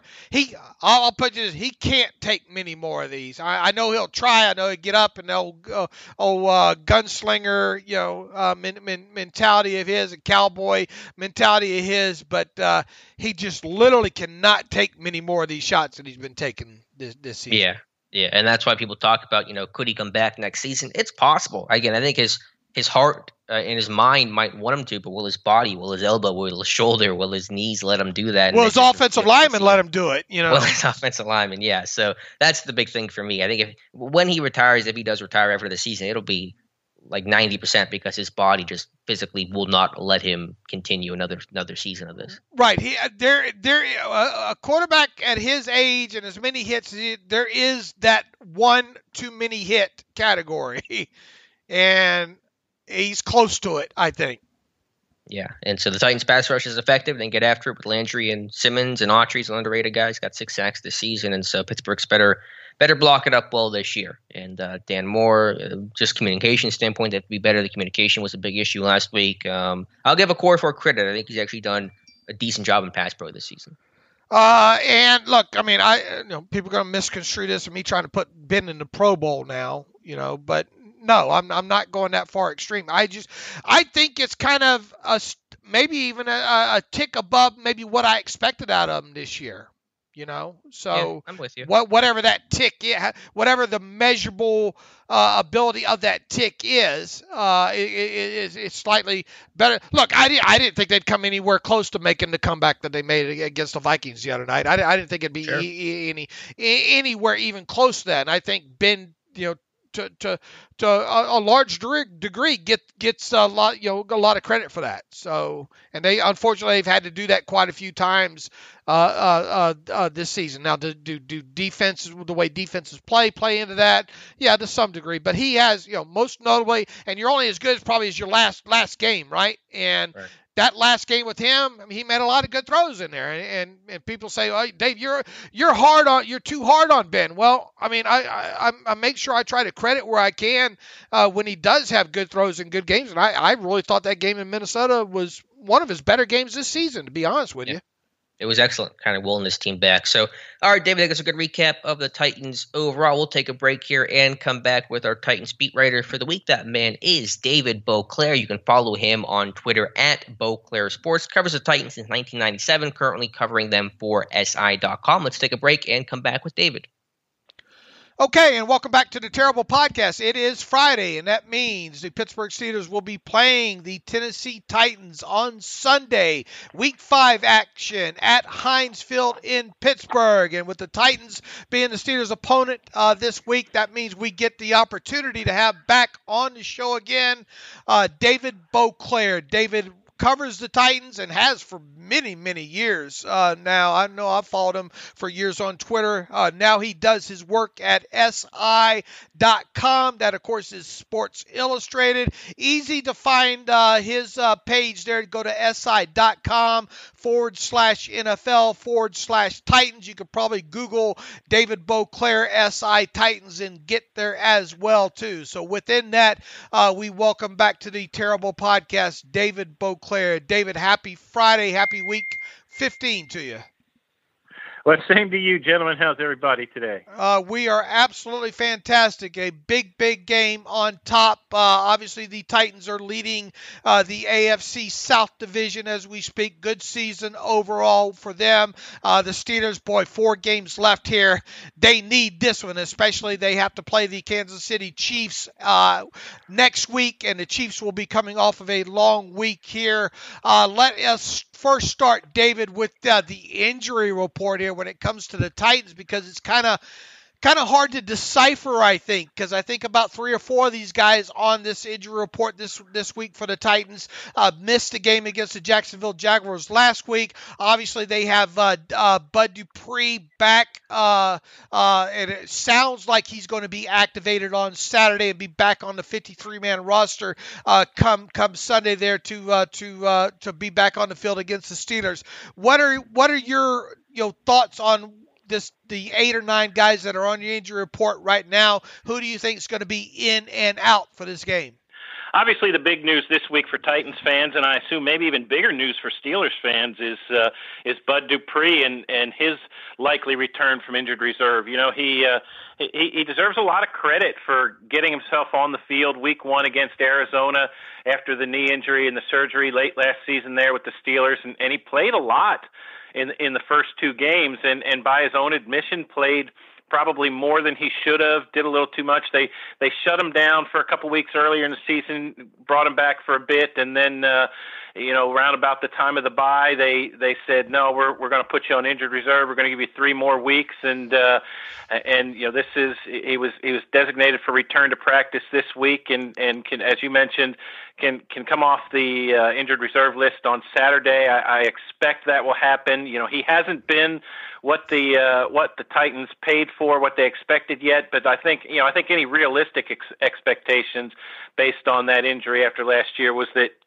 anything you got out of him this year would be sort of a bonus. So now they've sort of adjusted the thinking to let's get something out of him late here and in the playoffs and go from there. The other big names on the injury report: Roger Saffold, the left guard, who's a huge factor in the Titans' run game, and he hasn't missed a start this year, but he's failed to finish 5 or 6 games, and he revealed this week he's dealing with a nerve issue in his shoulder, and if he gets hit the right way in a game, that kind of his arm goes numb for 4 or 5 or 6 plays or whatever, but it's something that he intends to keep playing through, and will address it after the season. So I don't think there's any reason.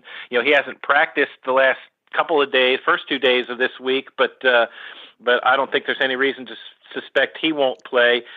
Inside linebacker David Long has been the team's leading tackler for much of the season. He's now missed 4 games in a row. I assume this will be his 5th in a row with a hamstring injury. Obviously, the big news last week was the Titans claiming Zach Cunningham off waivers from Houston, and I would suspect that Zach Cunningham will step in that spot as sort of the rundown linebacker, and Jayon Brown will play that spot in passing situations, and then Jack Rabbit, formerly Janoris Jenkins, the starting cornerback, who no one's ever gonna confuse him with Darrelle Revis or Deion Sanders, for example, but he's been a good addition to this Titans defense, just with his willingness to compete and battle and not give receivers a free release off the line of scrimmage all that often. And this will be the 3rd game he's missed. And with all the injuries the Titans have had this year, Jenkins is the one guy that they've had. I think they've had almost the most difficult time replacing. You can go to if you look at the loss to Houston, there was Tyrod Taylor didn't exactly light the Titans up, but he had receivers getting open quickly on outs and slants and things like that. The kind of things I'm talking about, where Jenkins is up there, kind of battling the guys, and Houston did a good job taking advantage of his absence. And the way Ben Roethlisberger operates with the short passing game, I think he'll be able to take advantage of some things in that regard as well. Tory Carter, big, kind of what they do. They use a lot of heavy personnel groupings. It seems like right now, is Tory Carter going to be able to play the fullback with that ankle injury? I doubt it. I mean, just based on he went down in the game Sunday against Jacksonville, and it looked like it looked like a problem. But it's funny that the Titans they might be the only team in the NFL. I haven't looked, but just based on what's going on around the league, they've had probably 6, 7, 8 games this year where they've had 2 fullbacks active on the game day roster. They've had Kari Blasingame here since midway through the 2019 season, and Blasingame is a guy that they really like and they really trust, and they even they even see him as sort of an emergency running back if somebody gets hurt. They've handed it off to him a couple times late in games here. So Carter had gotten a lot of playing time the last few weeks. Blasingame was hurt, but Blasingame is back now. In fact, it was interesting Sunday against Jacksonville. Blasingame was a healthy scratch in favor of Carter, who's an undrafted rookie. But I think assuming Carter can't play, I don't think that's a big deal because they'll just put Blasingame back in there. David, when you look at obviously this team without Derrick Henry for at least a few more weeks here, and boy, thank goodness for this on the Steelers side, because I'd hate to see what Derrick Henry would do against the Steelers defense here. But that aside, they're still trying. This team has Mike Vrabel's stamp all over it, defensively, offensively, and they're not changing who they are without Derrick Henry. They're still trying to run the ball with Dante Foreman, the other kind of the scat back they have back there, and obviously offensive line, kind of a grind them out type situation. But all that said, they don't have A.J. Brown. They just got Julio Jones back overall, and boy, you have to make sure you go through the depth chart and look at the rest of those wide receivers and try to learn who they are. What is your overall, I guess, kind of feel right now when it comes to this Titans offense? Obviously, Tannehill hasn't having the kind of season he's had in the past, and not having Henry will play a role in that, or has played a role in that recently. But where do you come in at on what this offense is right now? Yeah, Mike Vrabel and this staff, I have said this numerous times over the last few years. This is the best coaching staff I've ever seen in terms of dealing with injuries and plugging guys in and kind of just moving forward and understanding kind of who and what you are at any given moment or any given game. But that being said, this team hasn't completely abandoned its offensive identity without Derrick Henry, and their offensive coordinator Todd Downing likes to use the term, you don't want to jerk the wheel for any particular reason during a season. And you look, the 5 games they've played without Henry, they've run the ball at least 25 times every game. The last 3 they've topped 100 yards rushing. That's not to say that they haven't missed Derrick Henry, like the Houston game, for example. It's funny how when you watch a player like Derrick Henry enough times over the years, your mind sort of becomes conditioned. And there were a couple running plays in the Houston game where as the ball's handed off, you can sort of see what's going on, and in your mind you're thinking, oh, this is going to be a big one. And for Dante Foreman, it's a 6-yard gain or something, whereas for Derrick Henry, it might have been a 65-yard touchdown run or something. But so they're certainly lacking some explosiveness. They're certainly lacking the intimidation factor. I think the big thing is, though, they've stayed committed to the run because the play action pass is so much a part of what they do in the pass game, and I think they're telling they're telling defenses you still have to respect the fact that we're going to run, even if it's not, we're going to run you over and bust these big plays all the time. So that's actually been fairly impressive. The yards per carry's not there. Again, the explosive plays aren't there, but they're kind of sticking with what they do, and then in the passing game, they didn't have Julio Jones for he hasn't played more than 3 games in a row this season, and the one time he played 3 games in a row, he was hurt by the third quarter of the third one and wasn't playing anymore in that one. A.J. Brown's been dealing with stuff. He's another week at least from returning from injured reserve. So they've had to find guys in the pass game, and the one to watch this weekend from a Steelers fan perspective is Nick Westbrook-Akina, who was an undrafted rookie out of Indiana last year. Started out making plays on special teams. He's one of those guys. Sort of every time they've needed him to do something more, he has done it and has done it well, really, to the point that he is one guy they trust at all three wide receiver positions. He up until last week was still playing a lot of special teams, but last Sunday basically he's the guy who stepped in for A.J. Brown, a Pro Bowler. He played. Westbrook-Akina played 3/4 of the snaps on offense, which was the most by far among the wide receivers. I mean, he's not the fastest guy, but he's a big body, and he's just one of those wide receivers who's kind of where he's supposed to be when he's supposed to be in the route at all times. David, you mentioned obviously all the injuries at wide receiver has made things tough on a guy like Ryan Tannehill. His numbers still way down from last year, only one more touchdown than interception so far this season. How would you evaluate Tannehill's season? Is that a product of the injuries around him, or is Tannehill simply not playing as well as he did in 2020?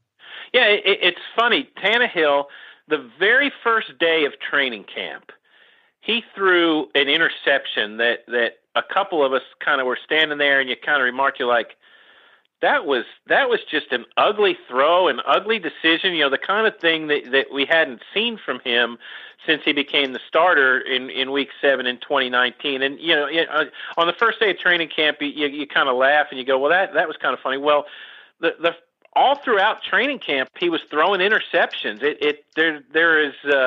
There's something different with Ryan Tannehill this year. I don't know if 2 years into a big contract, he's a little more comfortable and not interested in getting hit as much. And actually, he's getting hit a lot more. His interceptions over last year are.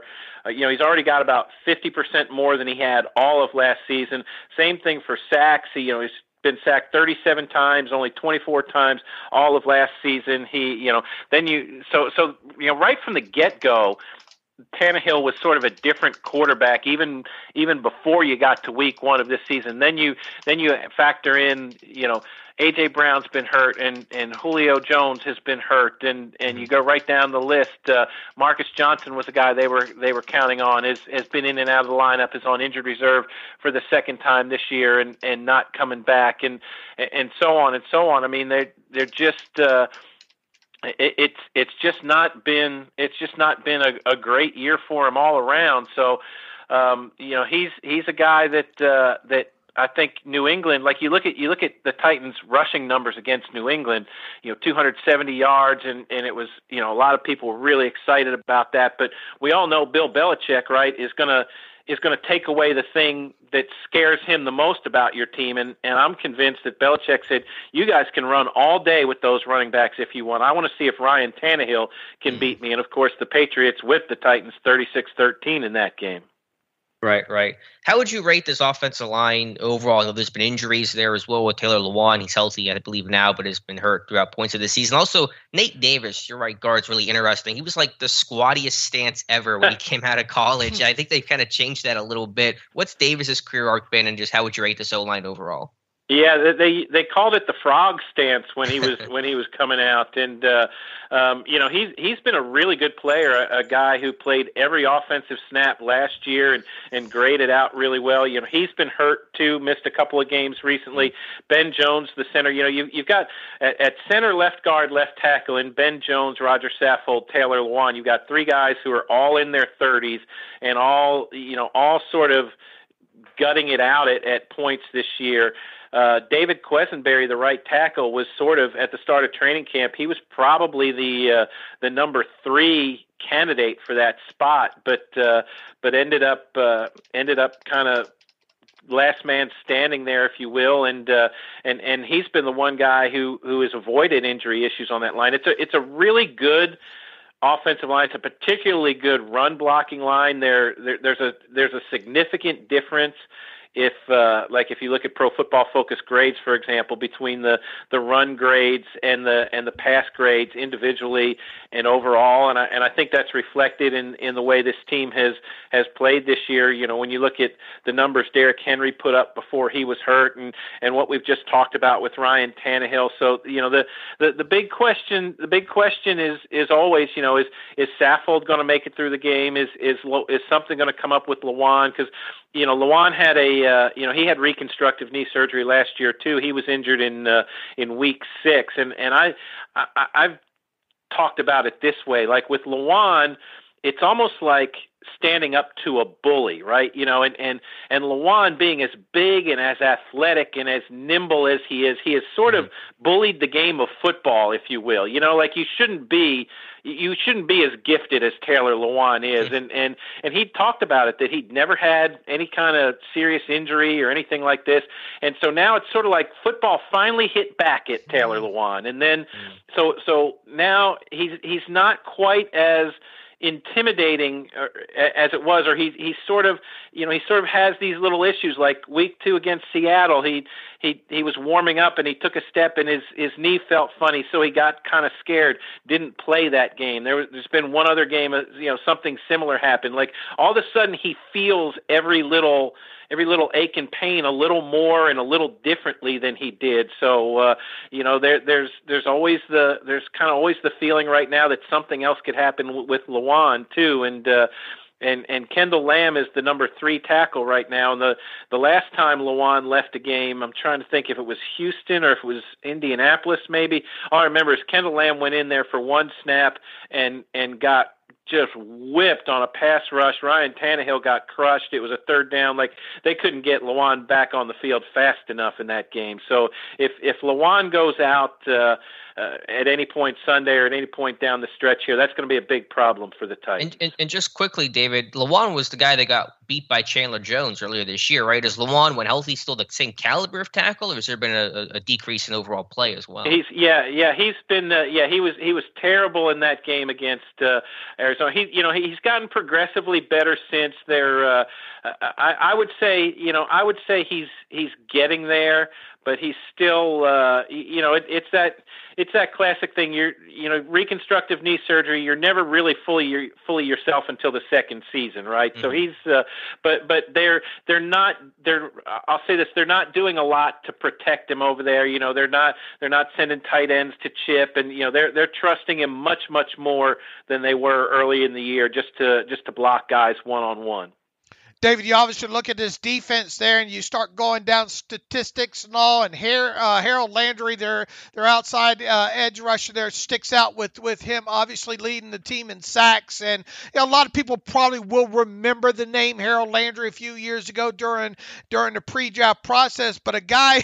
In fact, I had to go back and look at it. Mike Tomlin highlighted him during his press conference the other day there. And look, we are huge draft nicks over at Steelers Depot. Pay a lot of attention to it, do profiles, all this, but I even had to go back and remind myself who Jeffrey Simmons was coming out here. And man, you turn on the tape on him, and he just jumps out with the heavy hands and the power.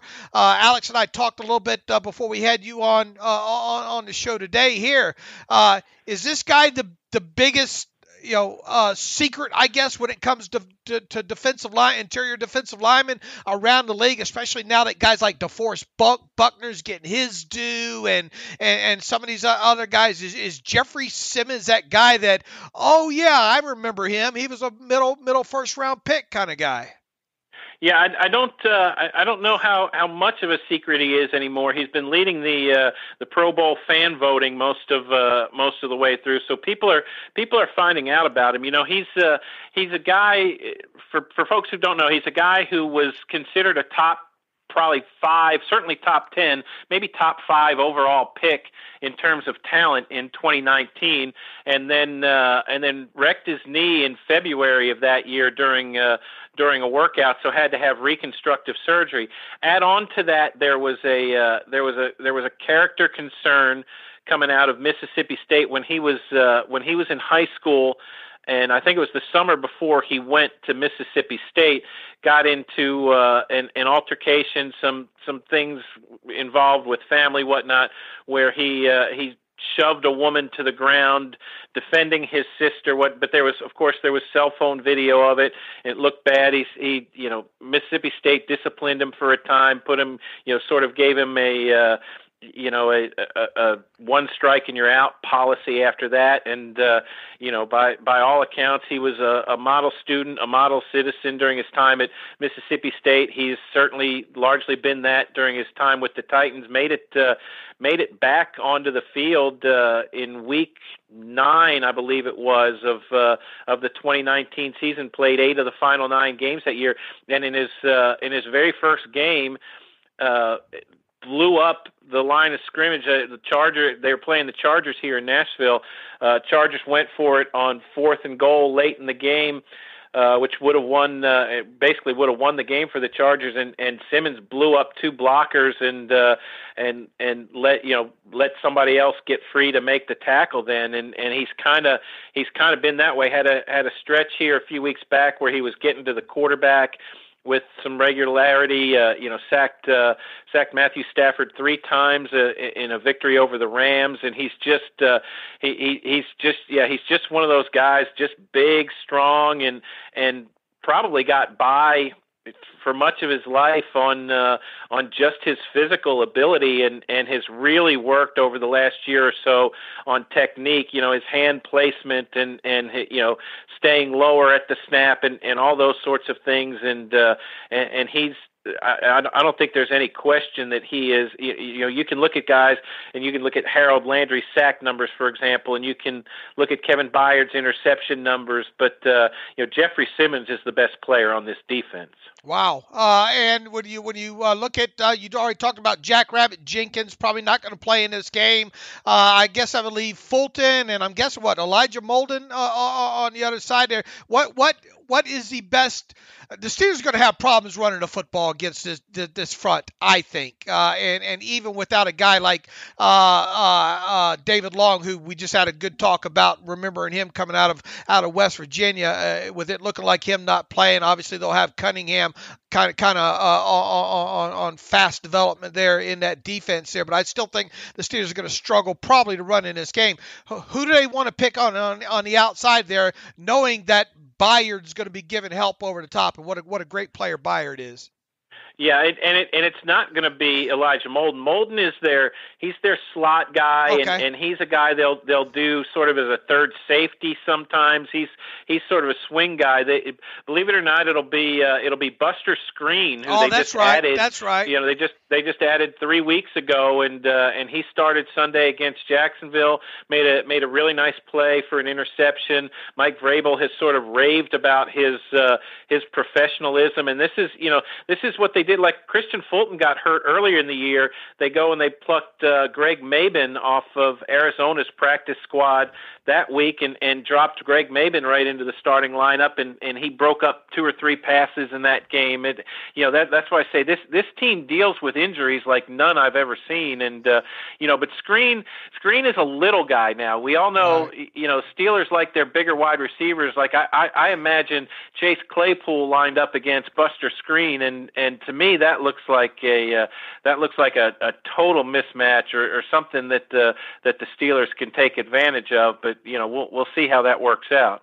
They don't switch sides with those guys right now, do they? Almost never. You're correct. All right, Alex, go ahead. Just a couple more questions for you, David. This probably will be a tough question to answer, trying to get in the minds of evaluators. But what did the league miss with Kevin Byer? I know he went to a smaller school, but obviously Titans taking advantage of that. What did Tennessee see in him? And then why do you think the rest of the league kind of let that guy slip through the cracks? Yeah, I think it's Alex. I think it's the position he plays for one, right?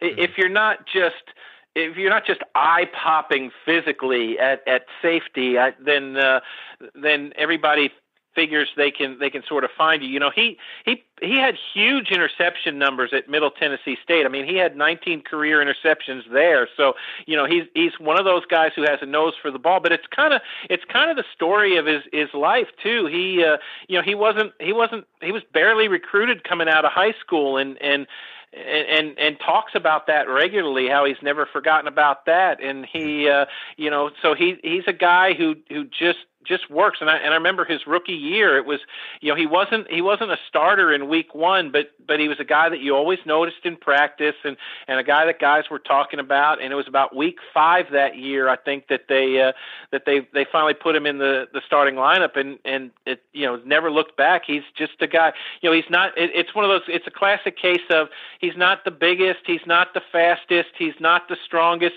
He's just the best football player among, a lot of those guys at the safety group. And, this is, this year in particular, you're really seeing sort of his experience come to the fore. He's always kind of been around the ball, led the team in interceptions a couple years in a row, led the team in tackles last year, has a chance to lead them in both this year now, and is making big plays at big times. Like Jacksonville ran a sort of a double reverse option pass Sunday, and Byer never bit on the run action, stayed deep, played his responsibility there, saw the route combination unfolding, came off his man and made the play on the ball when the pass was delivered. I mean, it was just one of those, like he talked the other day about Troy Polamalu and what a fan he was of Troy Polamalu, and called him the most instinctive player that he'd ever seen. And Byer is not naturally instinctive, but Byer has honed his instincts now to the point that it is really, really difficult for opposing quarterbacks and coordinators to fool him. Yeah, a great story, overlooked. I remember I talked to him at the Senior Bowl, and he was the only guy there that did not have a combine invite. And I'm like, how do you not have an invite to the combine? And I mean, every step of his football career, people have sort of been like, yeah, no thanks, and he just keeps showing up making plays. My last question for you, then I'll let Dave finish things out. What is Mike Vrabel's best quality? Is it that relatability? He goes out there, he does drills with guys sometimes. I mean, what is it that allows guys to buy in so consistently and so just, full bore despite all the injuries and the trials and tribulations of a season? He, I sort of mentioned it earlier. He's really honest with himself and his coaches and his players about what their situation is and sort of what it will take to win. It's kind of become a big thing every Wednesday morning where he sort of lays out, these are the 3 or 4 or 5 things we need to do to win this game. And it's, and it's not the same thing every week. I would think a lot of coaches say, look, we need to win the turnover battle. We need to execute well on first down, whatever it is. Like he provides very specific, very sort of meaningful keys to the game, and players look forward to hearing that, and they've won enough that they buy in right now, and they say, okay, this is what we're really going to hone in on this week. And I think it's similar as a head coach too. One thing I've observed over the years is a lot of head coaches, particularly first-time head coaches, when they get to that position, they feel like, all right, I've arrived. This is it. I'm here. I've done everything I needed to do. Now watch me go. Mike Vrabel is sort of the same way with himself. I think he's very self-critical and self-analytical in terms of, okay, what am I doing in this job? What can I do better? What do I need to do differently, and why? And he has changed his thinking, changed his attitude in some ways over the years to sort of become a better coach. And like one thing he said recently was that, when you show up, first thing you think is, oh, we're going to have all the best schemes, and I'm going to do this and that, and he's ultimately figured out that, no, it's about the guys running the schemes, and you could have the simplest approach in the world, but if you get the guys motivated and playing the right way, you'll be just fine. And so I think that ability to every week, every day, however often, sort of take a step back and say, okay, what is the situation right now? What do we need to do? And I think he does that even in games. Like, okay, we planned to do this. This isn't going well. This guy's gotten hurt, whatever. We need to change and go in this direction in this game, and that's going to give us the best chance to win. So I think guys really appreciate that. They feel like there's a measure of honesty and reality with him that doesn't exist with every head coach, I don't think. David, closing you out here. Can this 2021 Titans team compete, make a run? Can they go deep into the playoffs and make a Super Bowl run this year and finish it up with how about a prediction for Sunday of this game and the score? It's $100,000 question, Dave, isn't it, with the Titans? And they've given themselves a margin for error here that allowed them to put Julio Jones on injured reserve 1 week and Bud Dupree on injured reserve the next week and A.J. Brown on injured reserve the next week, with the idea that, okay, we're gonna get these guys some rest. We're gonna bring them back. We're gonna, by the time we get to the playoffs, we're gonna be healthy and going. But my question is, can they get to a physical enough place for the start of the playoffs as they're using these final 5 weeks just to get everybody healthy and involved again? And I say that because, they went to great lengths during training camp to not overwork Derrick Henry and to keep him fresh and get him ready for the start of the season. And they did very little with Julio Jones, and they were very careful with Taylor Lewan and Roger Saffold and rested them regularly. And A.J. Brown the same way. There was all these guys, and all the talk was, we just need to be ready for week one. Well, what happens? They show up week one and they just get boat raced by Arizona. It was as bad a game as you could imagine. And they've done a great job coming back from that, and that's all well and good, but if you're not ramping up your physicality at this time of the year and you're not ready for playoff football and you get boat raced in week one of the playoffs, well, that's it, right? I mean, you're done. There's no bouncing back from it. So I'm confident that the Titans are gonna win the division. They're gonna get a home game, and they feel like maybe Derrick Henry can come back from the playoffs, which will give them a boost in a lot of ways. Whether he's the Derrick Henry we've come to know and appreciate over the last few years, I don't know. I'm certainly skeptical that he can be that guy anytime soon. But there's It seems. I guess I say all of that. It seems like a lot to ask for this team to make a deep run in the playoffs. I think it's a roster that was built for that, and there was a lot of excitement and enthusiasm early in the year. But all the injuries and everything they've been through, and they don't have a particularly challenging schedule down the stretch. To me, it's not a team that is positioned to build for a big playoff run. That being said, I think I kind of feel like Pittsburgh maybe had its last stand in that fourth quarter last Thursday night, right? That was, I wonder how much Pittsburgh has left in the tank after that. So I feel like the Titans are going to win this game, that it's not going to be a particularly thrilling game, maybe something along the lines of a 24-13 or something like that. But I think the Titans are going to sort of fool people, and they're going to end up in the playoffs with a record that looks really, really good, but they're just not going to be ready to play playoff football. Fair enough, absolutely, and should be going to be one of those 20-16 games. It sort of feels like for sure. And look, David, you're one of the best to do this, and you proved it again. If you'd let us, Alex, I'd probably keep you on another 35-40 minutes, but back in the Zoom world right now, I think with the NFL. And I know you got a busy day on tap covering the Titans there. So people, make sure you get over to SI.com, read David's work on covering the Titans. You can also follow him on Twitter at Boclair Sports, and that link will obviously be in my Twitter feed, Alex's Twitter feed, and also in the post on SteelersDepot.com. David, let's do this again sometime. And as always, Alex and I are blessed to have you on the show once again. Hey, you guys have my number. You call me anytime. And welcome back to the Terrible Podcast. Again, our special thanks to David Boclair. Be sure to follow him on Twitter at Boclair Sports and give him a shout online as well. Let him know you heard him on the Terrible Podcast. Always great. Yeah, look, I was just thinking back how long I've actually kind of followed him on the internet there. You know, he used to write for, I think, Nashville City Paper. And, you know, back, 10, 12 years ago, it was some good Titans coverage was hard to find. I think TitansRadio.com, I think, was a site where you could get some good stuff and interviews there.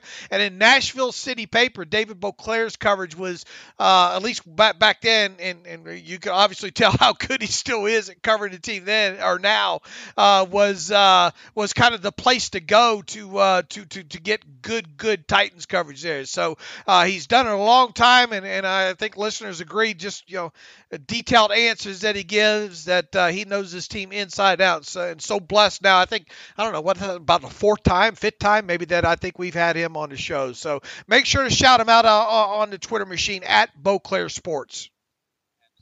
Absolutely. All right, Dave, before we get to our Week 15 picks, and of course picking this weekend's game between Tennessee and Pittsburgh, let's hear from our friends over at MyBookie. All right, Alex, from all the biggest games to the smallest events, make every bet worth your while with MyBookie. Start by doubling your first deposit instantly with MyBookie's first deposit bonus. Double your money before you even place a bet today, and all you have to do is sign up and deposit using our exclusive promo code TERRIBLE. That's terrible. Sign up at MyBookie and get double your first deposit bonus today. There are tons of great games and props to bet on, to take advantage of, and especially with bowl season now starting up. 2 bowl games today for you to break in your account on MyBookie as well too. Don't wait any longer. The season's winding down. Head to MyBookie today to redeem your double deposit bonus so you can get in the game and start winning big today. They have parlays, they have, you name it, they've got it there. They've got a great app on top of everything else. So get in and start winning big today. Make sure when you sign up, you use promo code TERRIBLE to receive double your first deposit bonus instantly on your account. No hassle, no wait. Bet anything, anytime, anywhere with MyBookie, and you can get there by going to mybookie.ag. And shockingly, I'm starting off the week 1-0 as the Chiefs came through for me last night. Boy, what a great game that ended up being. Two great, fantastic watching those young quarterbacks play.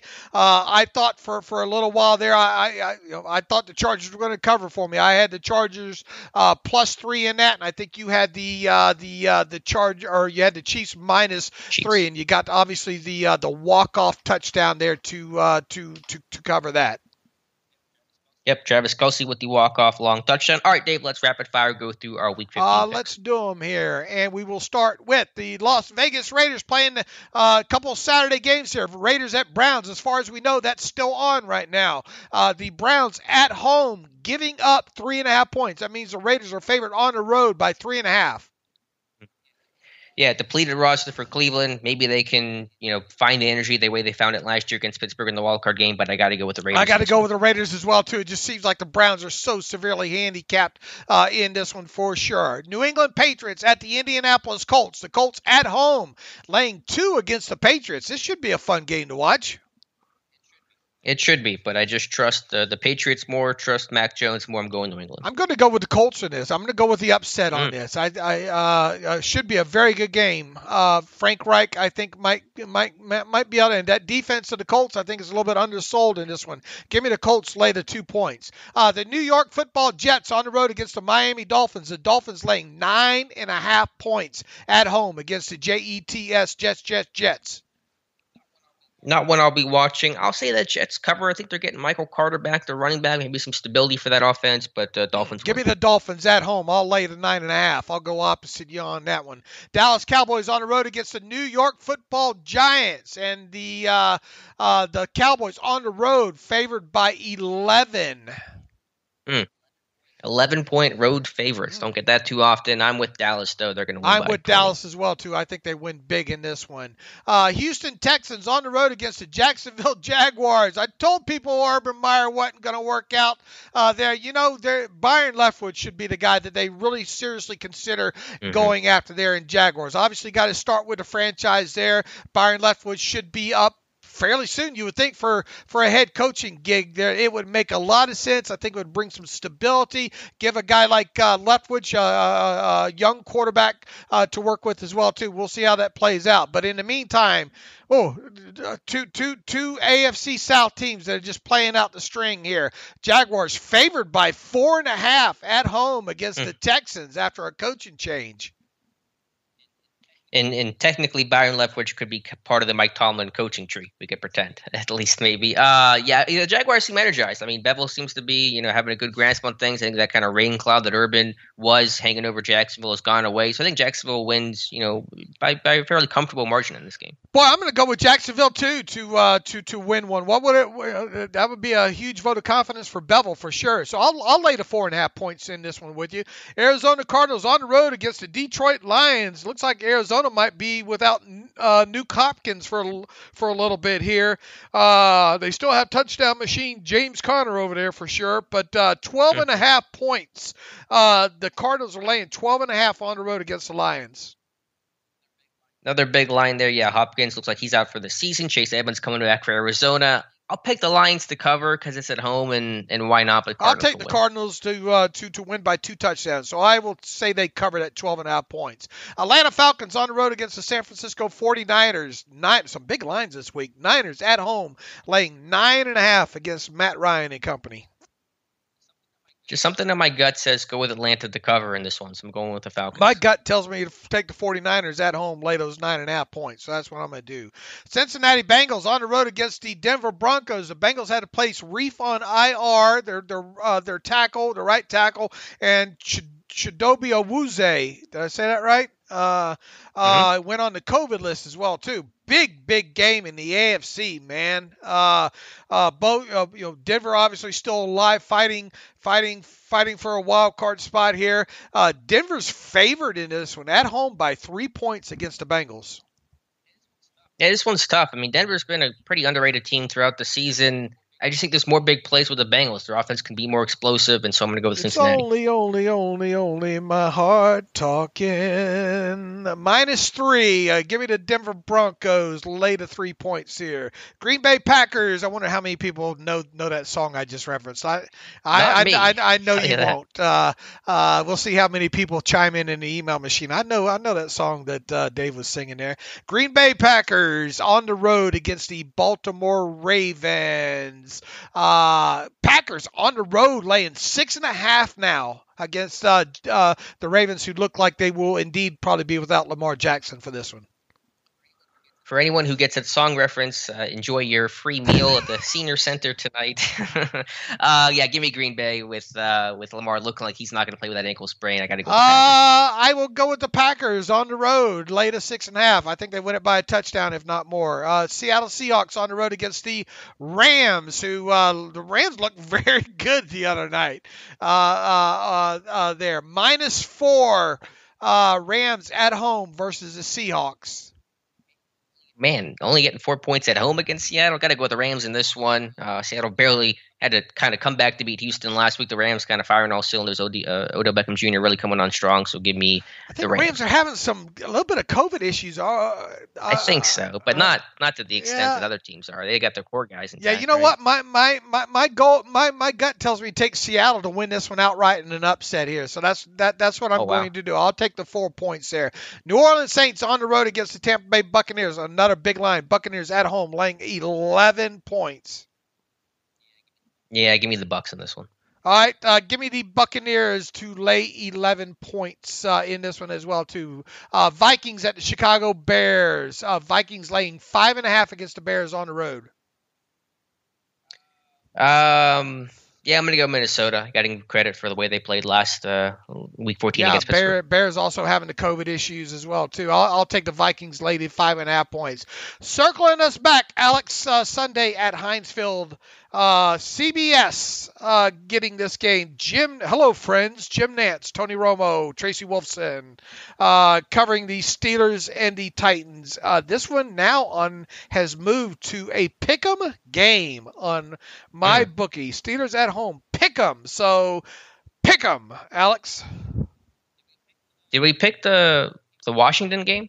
The Eagles game? No, we didn't, but this one is not on the board right now, so we will have to add for those that are on their edge of their seat. They will be posted Sunday morning. We will have a line by then that we will use for that game there. Yeah, I just say that because of the COVID issues. Because they're dealing with it. I think it's probably because Heineke's on COVID, and so there's a lot of uncertainty there. That probably came off the board there.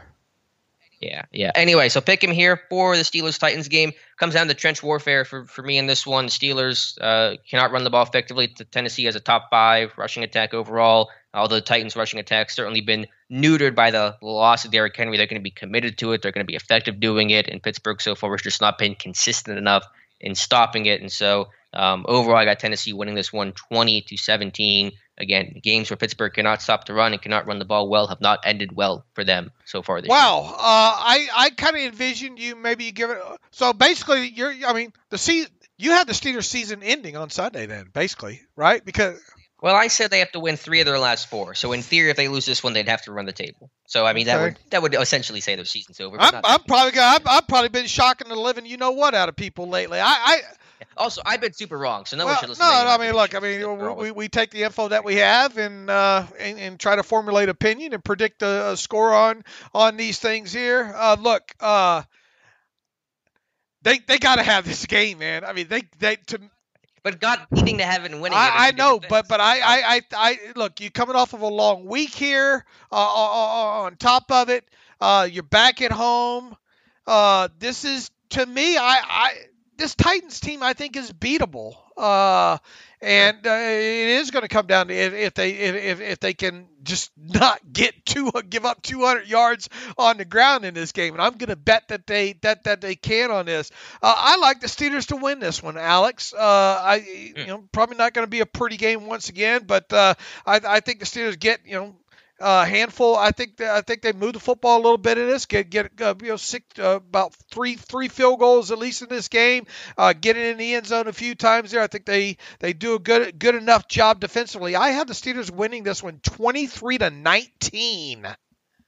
Oh, you love the weird score. I do. You love the quirky 18-19s. And listen, you've been on a roll lately, so I hope you're right for a lot of reasons, and your track record's been pretty good. So yeah, I think it's a winnable game for Pittsburgh. I have a 3-point game, a 3-point loss in my prediction, but can you stop the run? Can you run the ball effectively? 2 biggest questions of this team the entire season. Tennessee does well in both those categories. Is 23-19 is not wouldn't be scoregami though, would it? I don't think so. We're kind of running out of scoregamis at this point. There's been a couple of them this year. I'll look it up here, but I'm almost positive that will be scoregami. Look, to me, in my mind, if they lose the season, there's no way they're going to get in the playoffs. Because the Chiefs coming off of a long week, they're going to be. It's going to be next to impossible. It feels like to beat the Chiefs in Kansas City. You agree? Yeah, it's going to be extremely on the Chiefs coming on a long week and all like that. So they got to have this game if they want to stick around in this thing. So that I think they get it, but we'll see. It should be an interesting game to say the least. And we will be recapping it all up on Steelers Depot, as it transpires and after it transpires as well too. All right, what else do we? 16 games, a score of 23-19, including one last year, so not scoregami for. Are Steelers in any of those? Oh, good question. Let's see. No, never played a 23-19 game before. All right. Shall we get to the email machine because we're running very long? Yeah, let's just do 1 or 2, maybe notable ones here as we kind of run long here with having the beat right. That sounds good. I'll go with Todd Bays. Writes in running backs. Dave, following your tweets from last night, game about the late round picks from running back and fungibility. I totally get your point, but would love your and Alex's thoughts on why you see the success the Chargers and others have had versus what the Steelers get from behind Harris, Snell, McFarland, and Bollage all 4th round. Do you feel it is talent evaluation, O-line play, or scheme? I know Dave will answer yes, but curious as to your thoughts. Love the coverage, guys, and Merry Christmas, Happy Holidays to everyone at Steelers Depot. Todd, I don't recognize your name, but thanks for the email there, for sure, if you're a first-time emailer there.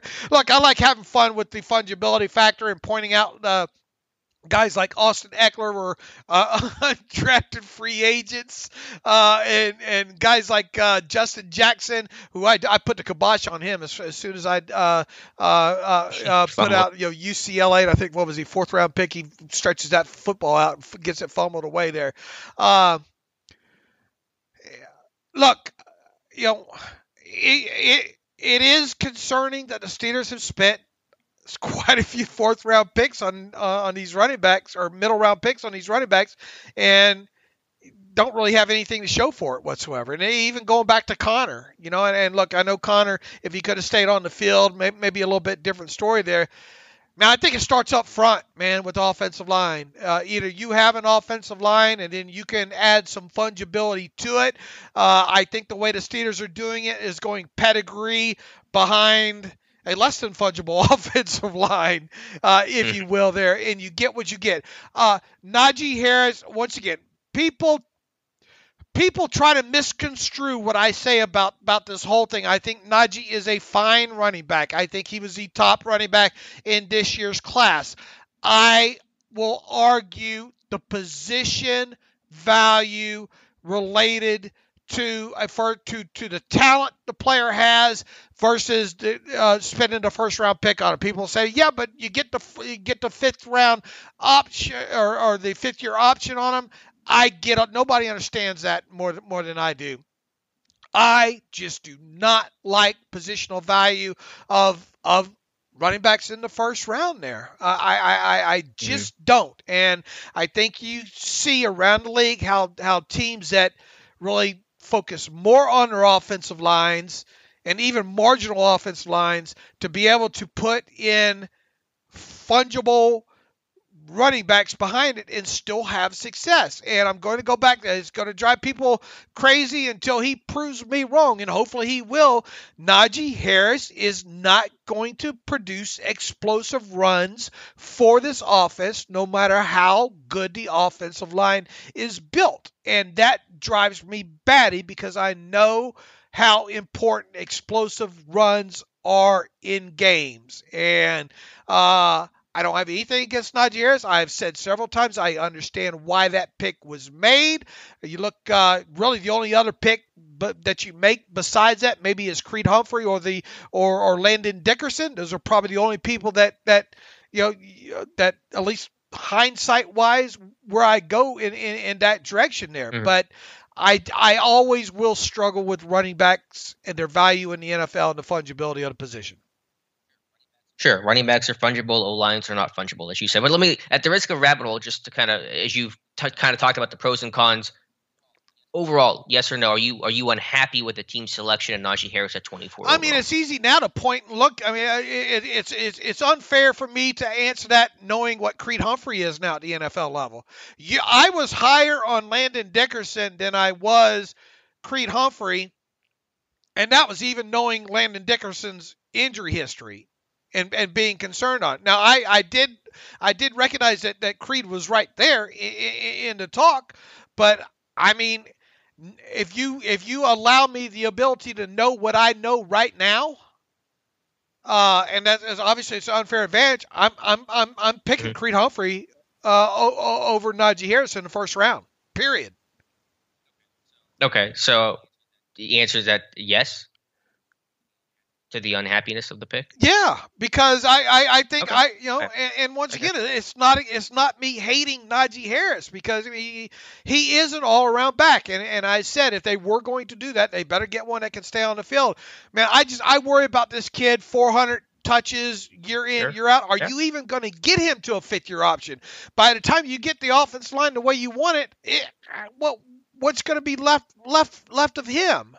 So people say, well, how would you re-engineer all this? And knowing what I know now, once again, it's an unfair advantage, because you don't get that luxury on draft day. were you unhappy at the time? I'm trying to remember your thoughts when they look, made the pick. I just am not a fan of running backs or in the first round, whoever they are, Right. No, I got you. I would probably, if I had to do it all over again right now, and look, I'm the guy that had Pat Freiermuth as a third-round selection, okay? But even one of my first mock draft, I had Najee Harris as the first pick, Pat Freiermuth as the second. But if I was forced right now to do it all over right now, I would probably go Creed Humphrey in the first round, Pat Freiermuth in the second, and then I don't know, Ramondre Stevenson in the fourth. I mean, maybe you get Trey Sermon in the third, somewhere along those lines. Or I would have tried to throw some free agency running back mud up on the wall, maybe. Yeah, I got you. I mean, I love Creed Humphrey, and I was so disappointed in the team's seemingly lack of interest in him coming out. I'll never really fully understand that. Now look, I'm also looking at this too. Right now, obviously, my view can change, and I'm not tossing the baby out with the bathwater here. But I mean, Kendrick Green, I really wonder if he's going to last, man, especially at the center position. Sure. And I think moving him to guard is just a temporary Band-Aid as well too there. So knowing all that, once again, it's not fair to make to be able to look back at that. But that's where people want my honest opinion on it. That's where I am on it. Yeah, no, I appreciate the honesty. I got you. So, we have any other emails what would you here, do if you had to do it all over again right now at this point? Knowing what you know now. Sure. Well, to answer the question, am I unhappy with the selection of Najee Harris? I am happy with it. I'm not unhappy with it. I think you got a good player. You got someone that you needed, someone that's more than just a runner, and you just get good talent. And it's hard to get mad at a team that took a talented player and someone that can help you right away. What would I have done? I think more about that second round pick, especially knowing that Humphrey lasted to the second round. And I love Pat Freiermuth. I think he's a great player. I think he's going to be a long-time starter for this team. But is this the value of that long-term center more so than the value of that tight end? I would be inclined to say so. So it was up to me, with just kind of in hindsight. And as you said, it is kind of unfair to think about it, in hindsight. I'd probably go Harris in the first and Humphrey in the second. Okay. I would have been more apt to just to go all the other way altogether there. But anyway, let's move on with Chuck Griffin. Any chance Cam Sutton could replace Edmonds at strong safety? Also, could I pay for flashing red lights or a DEFCON alarm to be installed on the podcast for when you start talking about Big Ben return in 2022? I mean, I don't think either of us believe it's going to happen, but we'll let you know. We'll sound the alarm if and when that time comes. Is Sutton going to play strong safety? No, he's not big enough, not physical. They don't want to play this guy in the slot, let alone wanting to play him at strong safety. Look, I mean, yeah. To me, no way whatsoever that happens with moving him. As far as the Big Ben thing goes, look, there was just a moment in that game the other night that I thought, oh man, might he actually consider coming back? And I think Alex and I kind of touched on that the other day there. Do I really think it's going to happen deep down inside? No, but there was a moment I thought, man, I wonder if he thinks he can play another year there. Joe Green, I thinks he probably can. Jesse Hernandez writes in, hey guys, tapping in from West Palm Beach. I have two questions for you. First one is, how would you compare Carson Strong's mobility to Dwayne Haskins? And aside from the decision making, do you see any similarities? Also, any way you see Turner coming back for another contract of any kind? Thanks. You guys have both have a great year. Go ahead, Alex. Well, I'll let you answer the Carson Strong related stuff. He has declared he is going to the Senior Bowl, so we're excited to see that. Well, you guys are going to have some fun looking at some quarterbacks down there now. Yeah. And I think Jim Nagy said that he had gotten a clean bill of health from a doctor about that knee. So that's, medical evaluations are going to vary team by team, but that's positive. Could Turner come back? I think I'm more open to it than you are. I think Tomlin really likes him, likes the leadership, the physicality. Will it happen? It's hard to say. Do you want to lose both a core four and Turner in free agency and then kind of start anew at both of those spots potentially is an interesting question. So I think there's a chance. I haven't thought about it a whole lot, but I think it's address the mobility, at least to Dwayne Haskins' mobility. I mean, he was comparing it to okay, Strong, but I mean, what would you say about Dwayne Haskins' mobility? at a very functional level, I guess, to execute some boots, and he can scramble when defenses kind of turn their back. I mean, it's not something that's going to be a threat or anything you really game plan around. You're not going to run read options or design quarterback runs, but in a pinch, I mean, the guy can run if he has to. I mean, I think from what I remember, Dwayne Haskins is a little bit more mobile. Yeah, I mean, on a scale of Ben to 10, I mean, I put Haskins at like a 2.5, a 3, I guess. 3. And arm strength. Look, I mean, Haskins has a great arm. That's never been the issue. He doesn't know where it's going. Yeah. The velocity's never been an issue. It's just everything else has been an issue with Dwayne Haskins in his short NFL career. Okay, and look, I mean, the big thing about Carson Strong, and as I've noted all along, is his mobility aspect of it. And there's a great article on one of those Nevada sports sites talking about him having to go see the Rams doctor and the issues that he's had with his knee and all like that, man. And hopefully, hopefully he is able to show more mobility. Hopefully he does get a clean bill of health throughout this pre-draft process. If he does, then there is a good chance that he winds up as a first-round quarterback, I think. Yeah, we'll see. Like I said, this thing is wide open. There's going to be incredible variation and different opinions, and everyone's going to have their guy that they love, and everyone's going to have their guy that they think is going to bust. And so it's going to be a very chaotic class. I tell you, he can make all the throws, I think, in my mind. So where it goes from there, I think a lot of it relates to his mobility is the big question, at least where I have as much as I've seen on him. All right, Alex, we got to get out of here. You can follow me on Twitter at Steelers Depot. Follow Alex on Twitter at Alex_Kozora. Follow the show at Terrible Podcast. Email the show, theterriblepodcast@gmail.com. If you like what we do and you want to donate to the cause, go to SteelersDepot.com, hit the donate button up right navigational bar. Also, let's see, if you want an ad-free version of the site, go to SteelersDepot.com as well, too. Alex and I will be back on Monday. Here's the hope. We're talking about a Steelers win, Alex. So in the meantime, as always, thanks for listening to the Terrible Podcast with Dave and Alex.